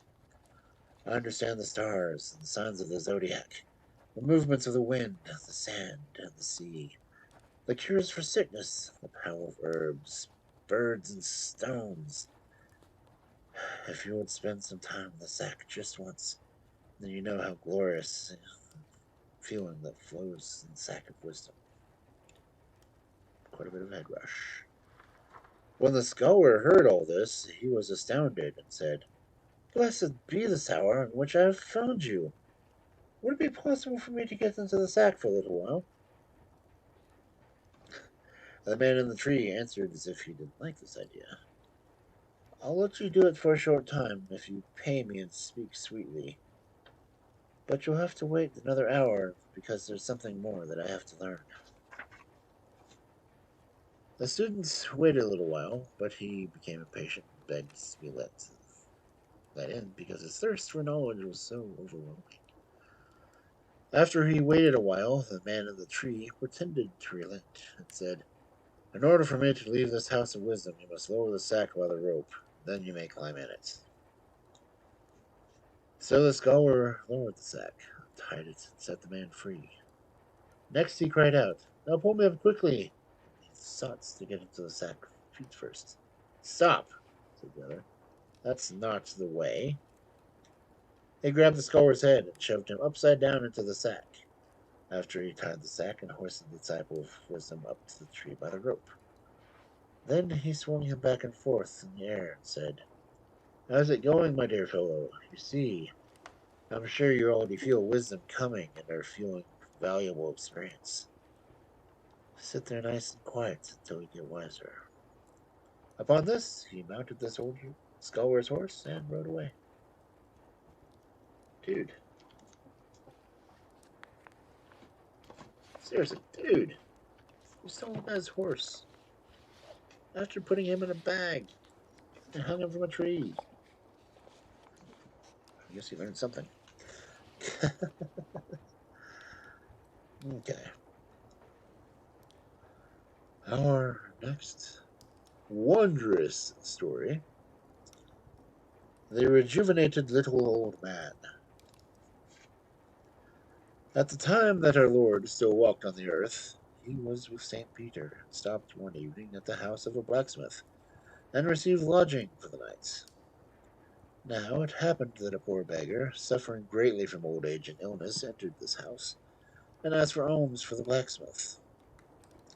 St. Peter took pity on him, and said, Lord and Master, may it please you, cure him of his sufferings, so that he can make his own living.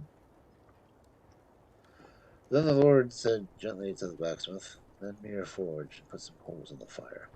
I wants to make this sick old man young again. The blacksmith was quite willing, and St. Peter pumped the bellows. And when the fire sparked and was full blaze, the Lord took the little old man and shoved him into the forge, right in the middle of the glowing fire, so that he became as red as a rose bush, and praised God in a loud voice. He was on fire. Afterwards, the Lord stepped over to the water tub and dumped the glowing little man into it, so that he was completely covered by the water. And when he was nice and properly cooled off, the Lord gave him a blessing. Then, lo and behold, a little man jumped out of the tub, and was sound, upright, and fit as a young man of 20. Wow. The blacksmith, who had watched everything closely and carefully, invited everyone to supper. His old, half-blind, hunchback mother-in-law now went over to the rejuvenated man and asked him earnestly whether the fire had burned him badly. He answered that he had never felt better, and that the flames had been like a cool mountain dew. The young man's words kept ringing in the ears of the old woman all night, and early the next morning, after the Lord had thanked the blacksmith and had gone on his way, it occurred to the blacksmith that he could make his mother-in-law young, since he had watched everything carefully, and it had involved the skills of a blacksmith.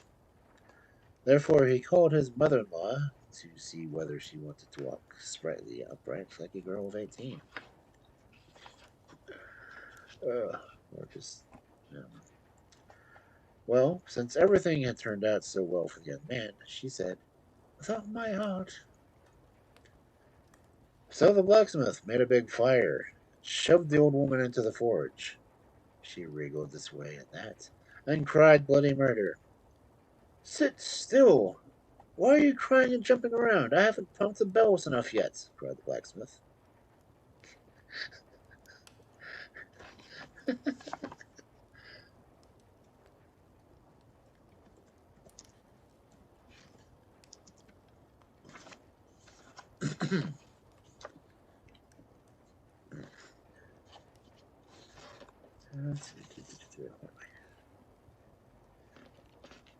Upon saying this, he pumped the bells again until all her rags caught fire. The old woman wouldn't stop shrieking, but the blacksmith thought, this isn't working out quite right. So he pulled her out and threw her into the water tub. Then she screamed so loudly that the blacksmith's wife and daughter-in-law heard it upstairs in the house. They both ran downstairs and saw the old woman, who was lying doubled up in pain and howling and groaning. Her wrinkled and shriveled face had lost all its shape. At the sight of this, the two women, who were both with child, became so upset that they gave birth that very night to two babies who were not shaped like human beings, but like apes. They ran off into the forest, and it was from them that we have the race of apes. Seriously? That is not how that happened.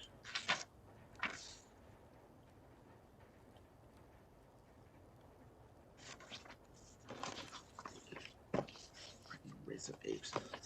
Okay, yeah.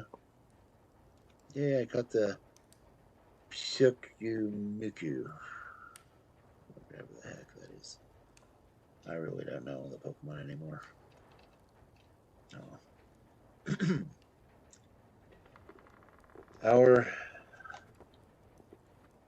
next story, which we only have like 7 pages left. The Animals of the Lord and the Devil. The Lord God had created all the animals and selected wolves for his dogs. Excuse me. However, he had forgotten to create the goat. Then the devil got ready to create as well, and made goats with fine long tails. Yet, when they went out to graze, they usually caught their tails on briar bushes, and the devil always had to go to the trouble of disentangling them from the bushes. Finally, he became so fed up that he went and bit off the tail of each goat, as you now can see today by their stumps. Now, when he let them graze alone, but it happened that the Lord God saw how soon they took to gnawing away at the fruit trees. Then they damaged the precious vines and spoiled the tender plants. He became so disturbed by this that, out of kindness and mercy, he set his wolves upon them, and they soon tore apart the goats that went there. When the devil learned this, he appeared before the Lord and said, "Your creatures have torn mine apart." The Lord replied, "Why did you create them to do damage?" "I couldn't help it," said the devil. "Just as my own inclinations tend toward destruction, my own creatures can have no other nature but this. Now you'll have to pay me compensation." "I'll pay you as soon as the oak leaves fall. Come to me then, when your money will be ready."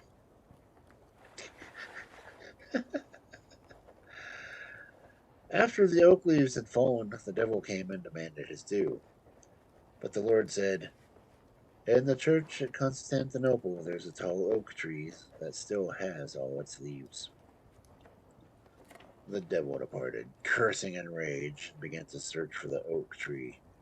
He wandered about the wilderness for 6 months until he found it, and when he returned, all the oak trees were covered with green leaves again.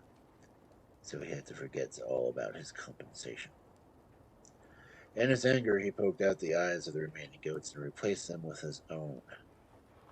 This is why all goats have devil eyes and bitten off tails, and why the devil likes to appear in their shape. Okay, I can get behind that story.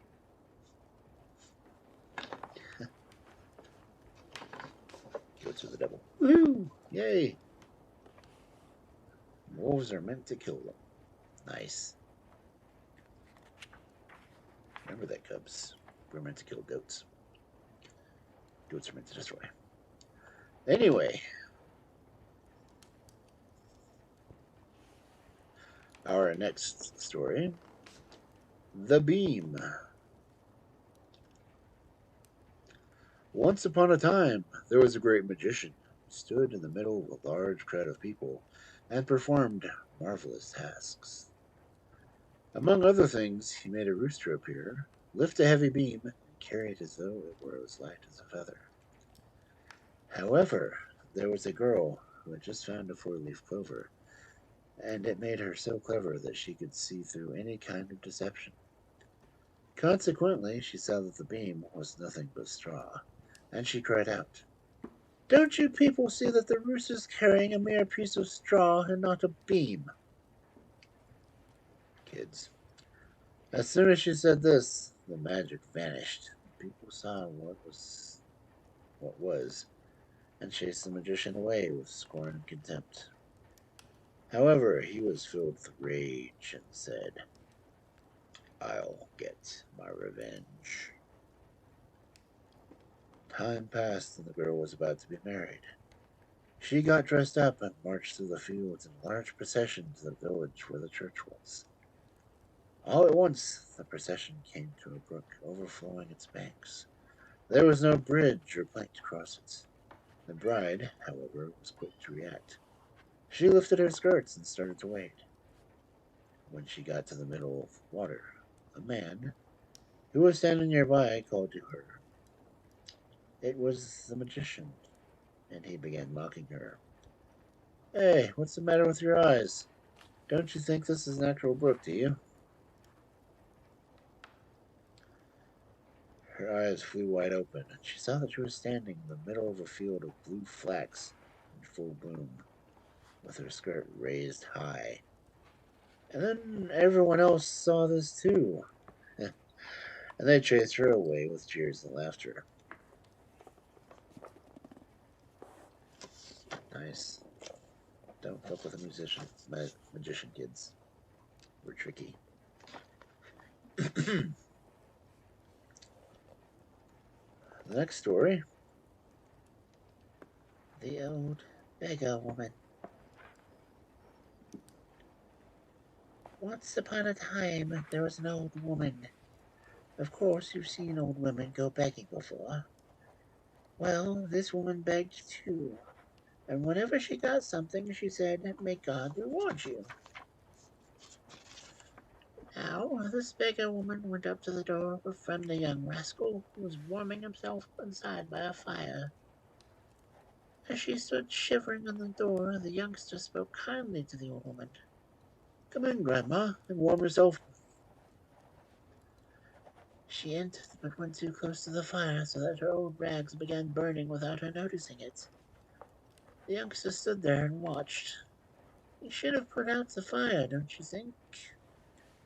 Don't you think so? And even if there was no water at hand, he should have swept out all the water of his body through his eyes. That would have made for 2 nice streams of water, and with that he could have extinguished the fire.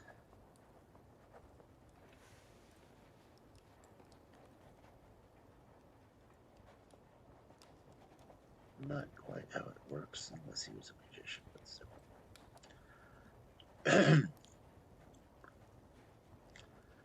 Our next story. The 3 Lazy Sons. A king had 3 sons, and since he loved them equally, he didn't know which to choose to be king after his death. When the time of his death drew near, he summoned them to his bedside and said, "Dear children, I've been contemplating something for a while, and now I want to reveal to you. I've decided that the laziest among you shall become king after me." "Well then, father," said the oldest, "the kingdom belongs to me, for I'm so lazy that when I'm lying on my back and want to sleep, and a drop of rain falls on my eyes, I won't even shut them so I can fall asleep." The second one said, "Father, the kingdom belongs to me, for I'm so lazy that when I'm sitting by the fire to warm myself, I'd sooner let my heels be burned than to draw back my feet." The third said, "Father, the kingdom is mine, for I'm so lazy that if I were to be hanged and the noose was already around my neck, someone hands me a sharp knife to cut the rope, I'd rather let myself be hanged than to hand to cut the rope."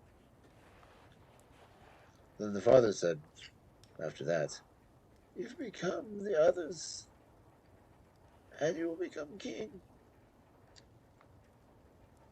You've outdone the others, sorry.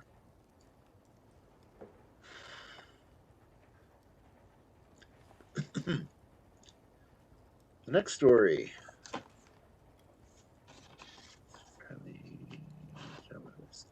Okay. Saint Solicitous. Once upon a time, there was a pious maiden who swore to God that she would marry. Since she was so remarkably beautiful, her father wouldn't accept this and tried to force her to marry. Confronted with this predicament, the maiden implored God to let her grow a beard, and it happened right away. But the king was so enraged that he had her crucified, and she became a saint. Now, it so happened that a very poor minstrel went into the church where her statue was kept. He knelt down at the feet in front of it, and the saint was glad that the minstrel was the first one to recognize her innocence. Consequently, the statue, which was adorned with golden slippers, let one slipper drop to the ground so the pilgrim could have it. He bowed in gratitude and took the gift. Soon the people in the church became aware that the golden slipper was missing, and questions were asked all around until finally the slipper was found on the poor fiddler. He was now condemned as a wicked thief and led to the gallows to be hanged.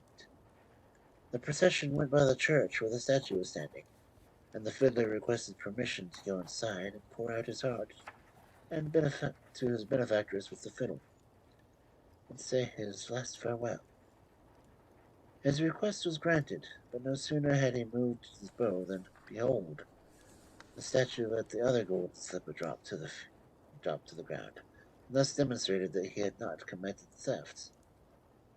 So the irons and rope were taken off the fiddler, so he went merrily on his way. From then on, the holy saint was known as Solicitous.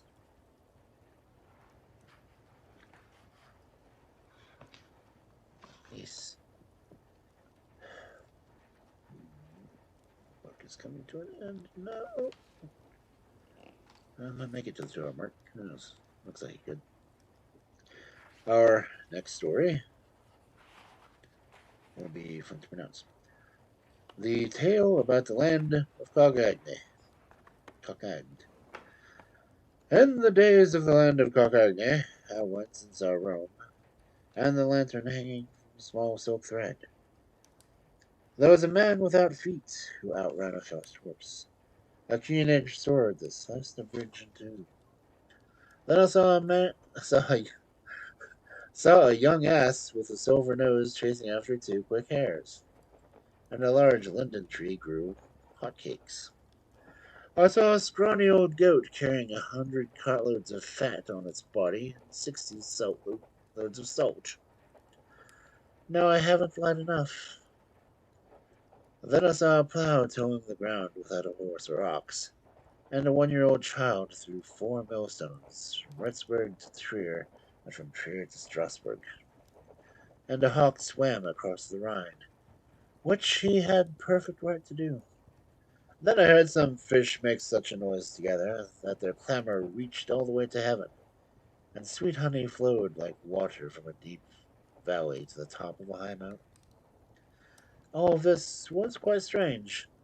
Then there were 2 crows mowing a meadow, and I saw 2 gnats building a bridge, while 2 doves tore a wolf to pieces. 2 children gave birth to 2 goats, and 2 frogs threshed grain together.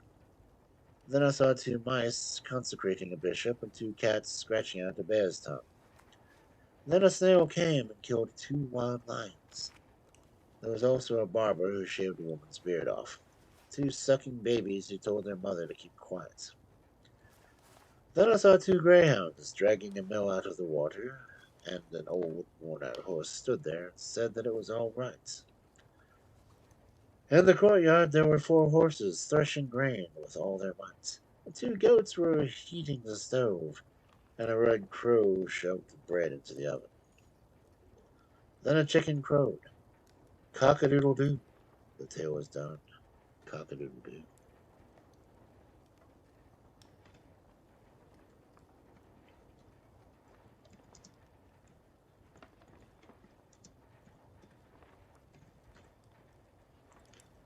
Yeah, so there's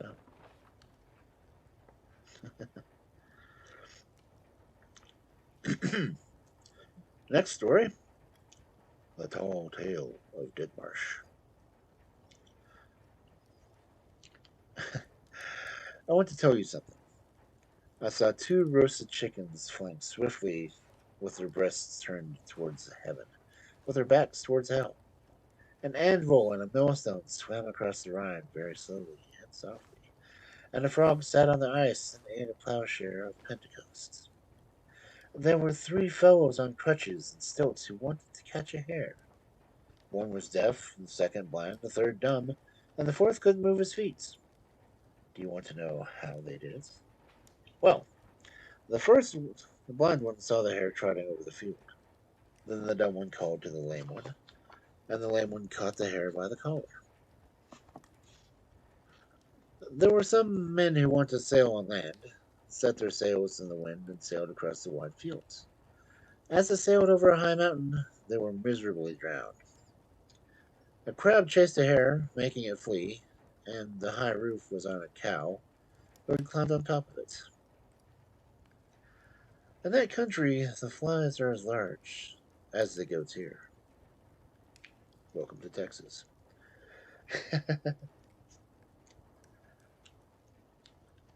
Okay, next one.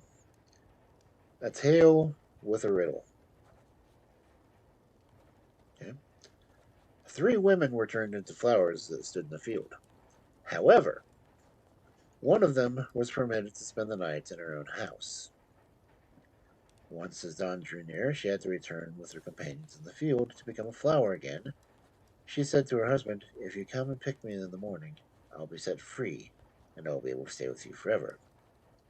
And this is exactly what happened. Now, the question is how her husband was able to recognize her, for the 3 flowers were all the same, without any distinguishing marks. However, since she had spent the night in her house and not in the field, the dew had not fallen on her as it had the other 2. This is how her husband was able to recognize her. Clever man. Next story. The Golden Key. And during winter, when the snow was once very deep, a poor boy had to go outside and gather wood on a sled. After he had finally collected enough wood and had piled it on his sled, he decided not to go home right away because he was freezing so much. Instead, he thought he would make a fire to warm himself a bit. So he began scraping snow away and cleared the ground. He discovered a golden key. Where there's a key, he thought, there must be a lock. He dug further into the ground and found a little iron casket. If only the key will fit, he thought, for there were bound to be wonderful and precious things inside the caskets. He searched, but couldn't find any keyhole. Finally, he found one very tiny hole and tried the key, and it fit perfectly. He turned the key around once, and now we must wait until he unlocks the casket completely. That's when we'll see what's lying inside.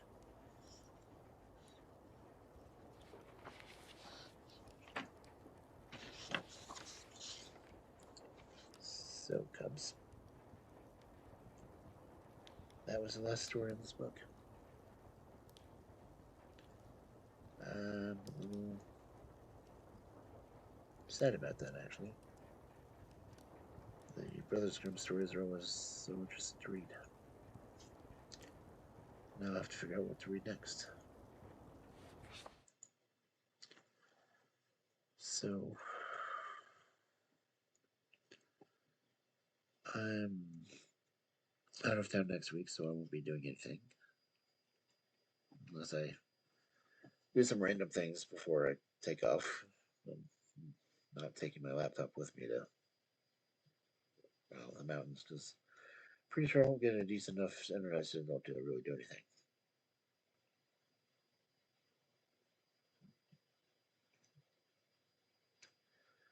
So, it's Happy Canada Day, so yay Canada.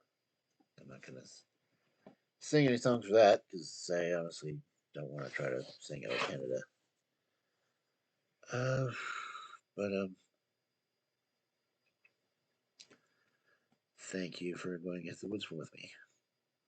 We'll have to find some more stories to read.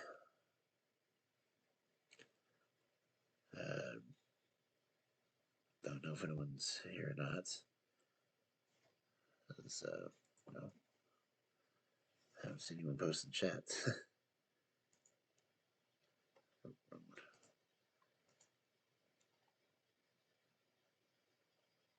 I don't really see what on the lurk list, and my viewer count seems to be zero. Excuse me. Seems to be 1, so likely me.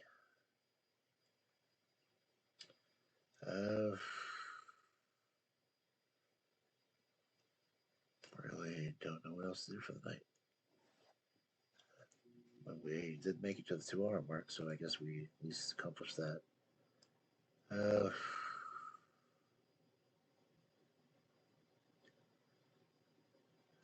See if there's anyone on raid.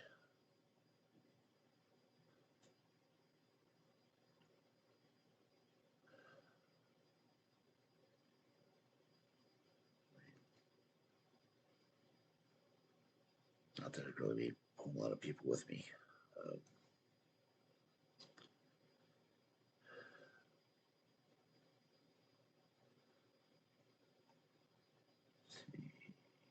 Papa Penguin is playing Legend of Zelda, Majora's Mask. Maiden is doing Alice in Wonderland. Kind of story based. Yeah, I guess I could read Alice in Wonderland if you have it. No, Alice in Looking Glass. That'll at least cover 1 or 2 nights.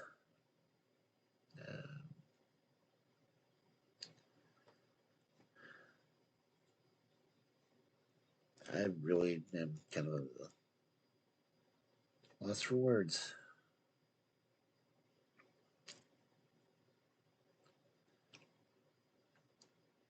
And it looks like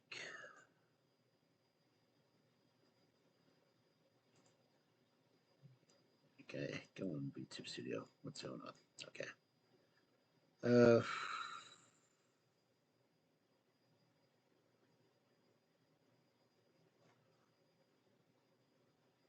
Check something. Open another tab real quick. Who was my last person? Wrecking Prime. Okay. They're on.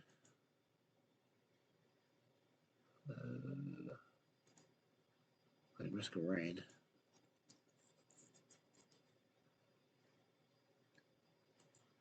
Don't really have much experience with them. I don't know if you guys want to go read it or not.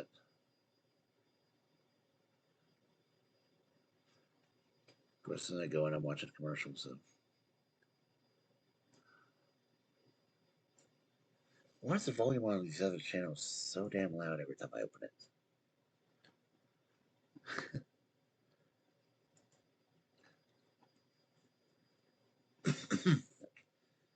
10 more seconds of their ad, which means they're already affiliated.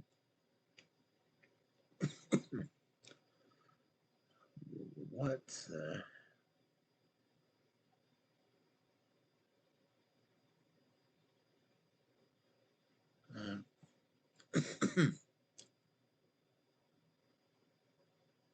Why does it look like all these games just don't look like to me? Oh. Hello. Is anybody out there? Because I want to go, do something weird.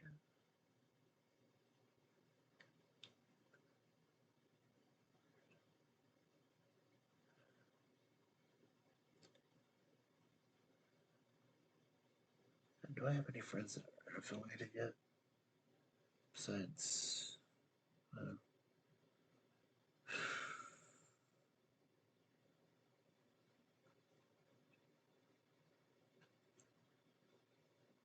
is anyone in chat? If anyone's got any suggestions on people to raid, whatnot, would be cool. And let's see, anyone else doing storytelling at all? And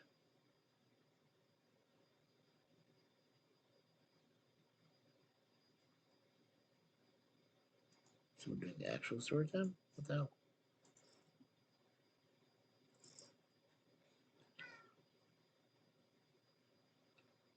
Altered entertainment.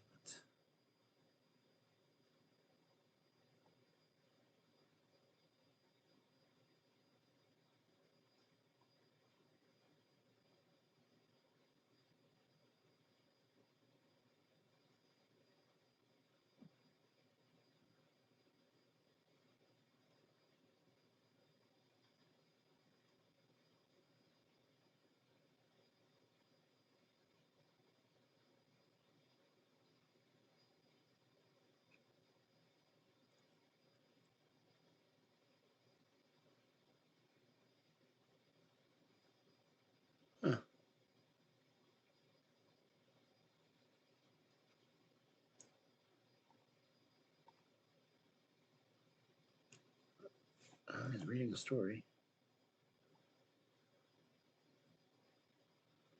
Of course, he's have more people in his room right now than I do. It's funny is he's also got Pokemon going.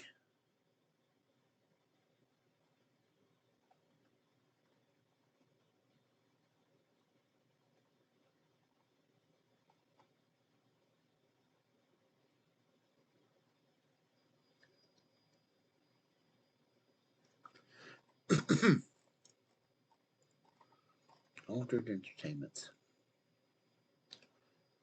What do you think, chat? There you go, altered entertainment.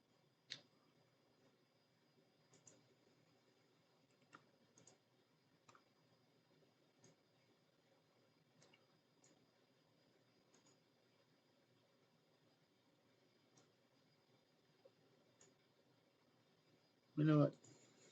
Why not? He's got almost 5 times as many people following him as I do.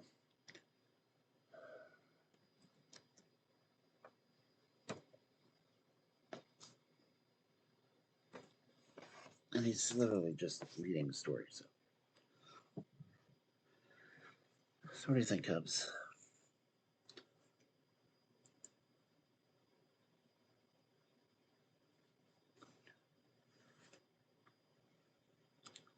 Let's go find another storyteller.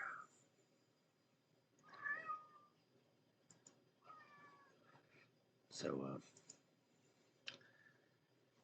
thank you for coming in tonight, and I hope you have a good weekend and holiday and whatnot. And I'll see you in 2 weeks, I guess. Hopefully, I'll have something good to read for you. So, have a good night, Cubs.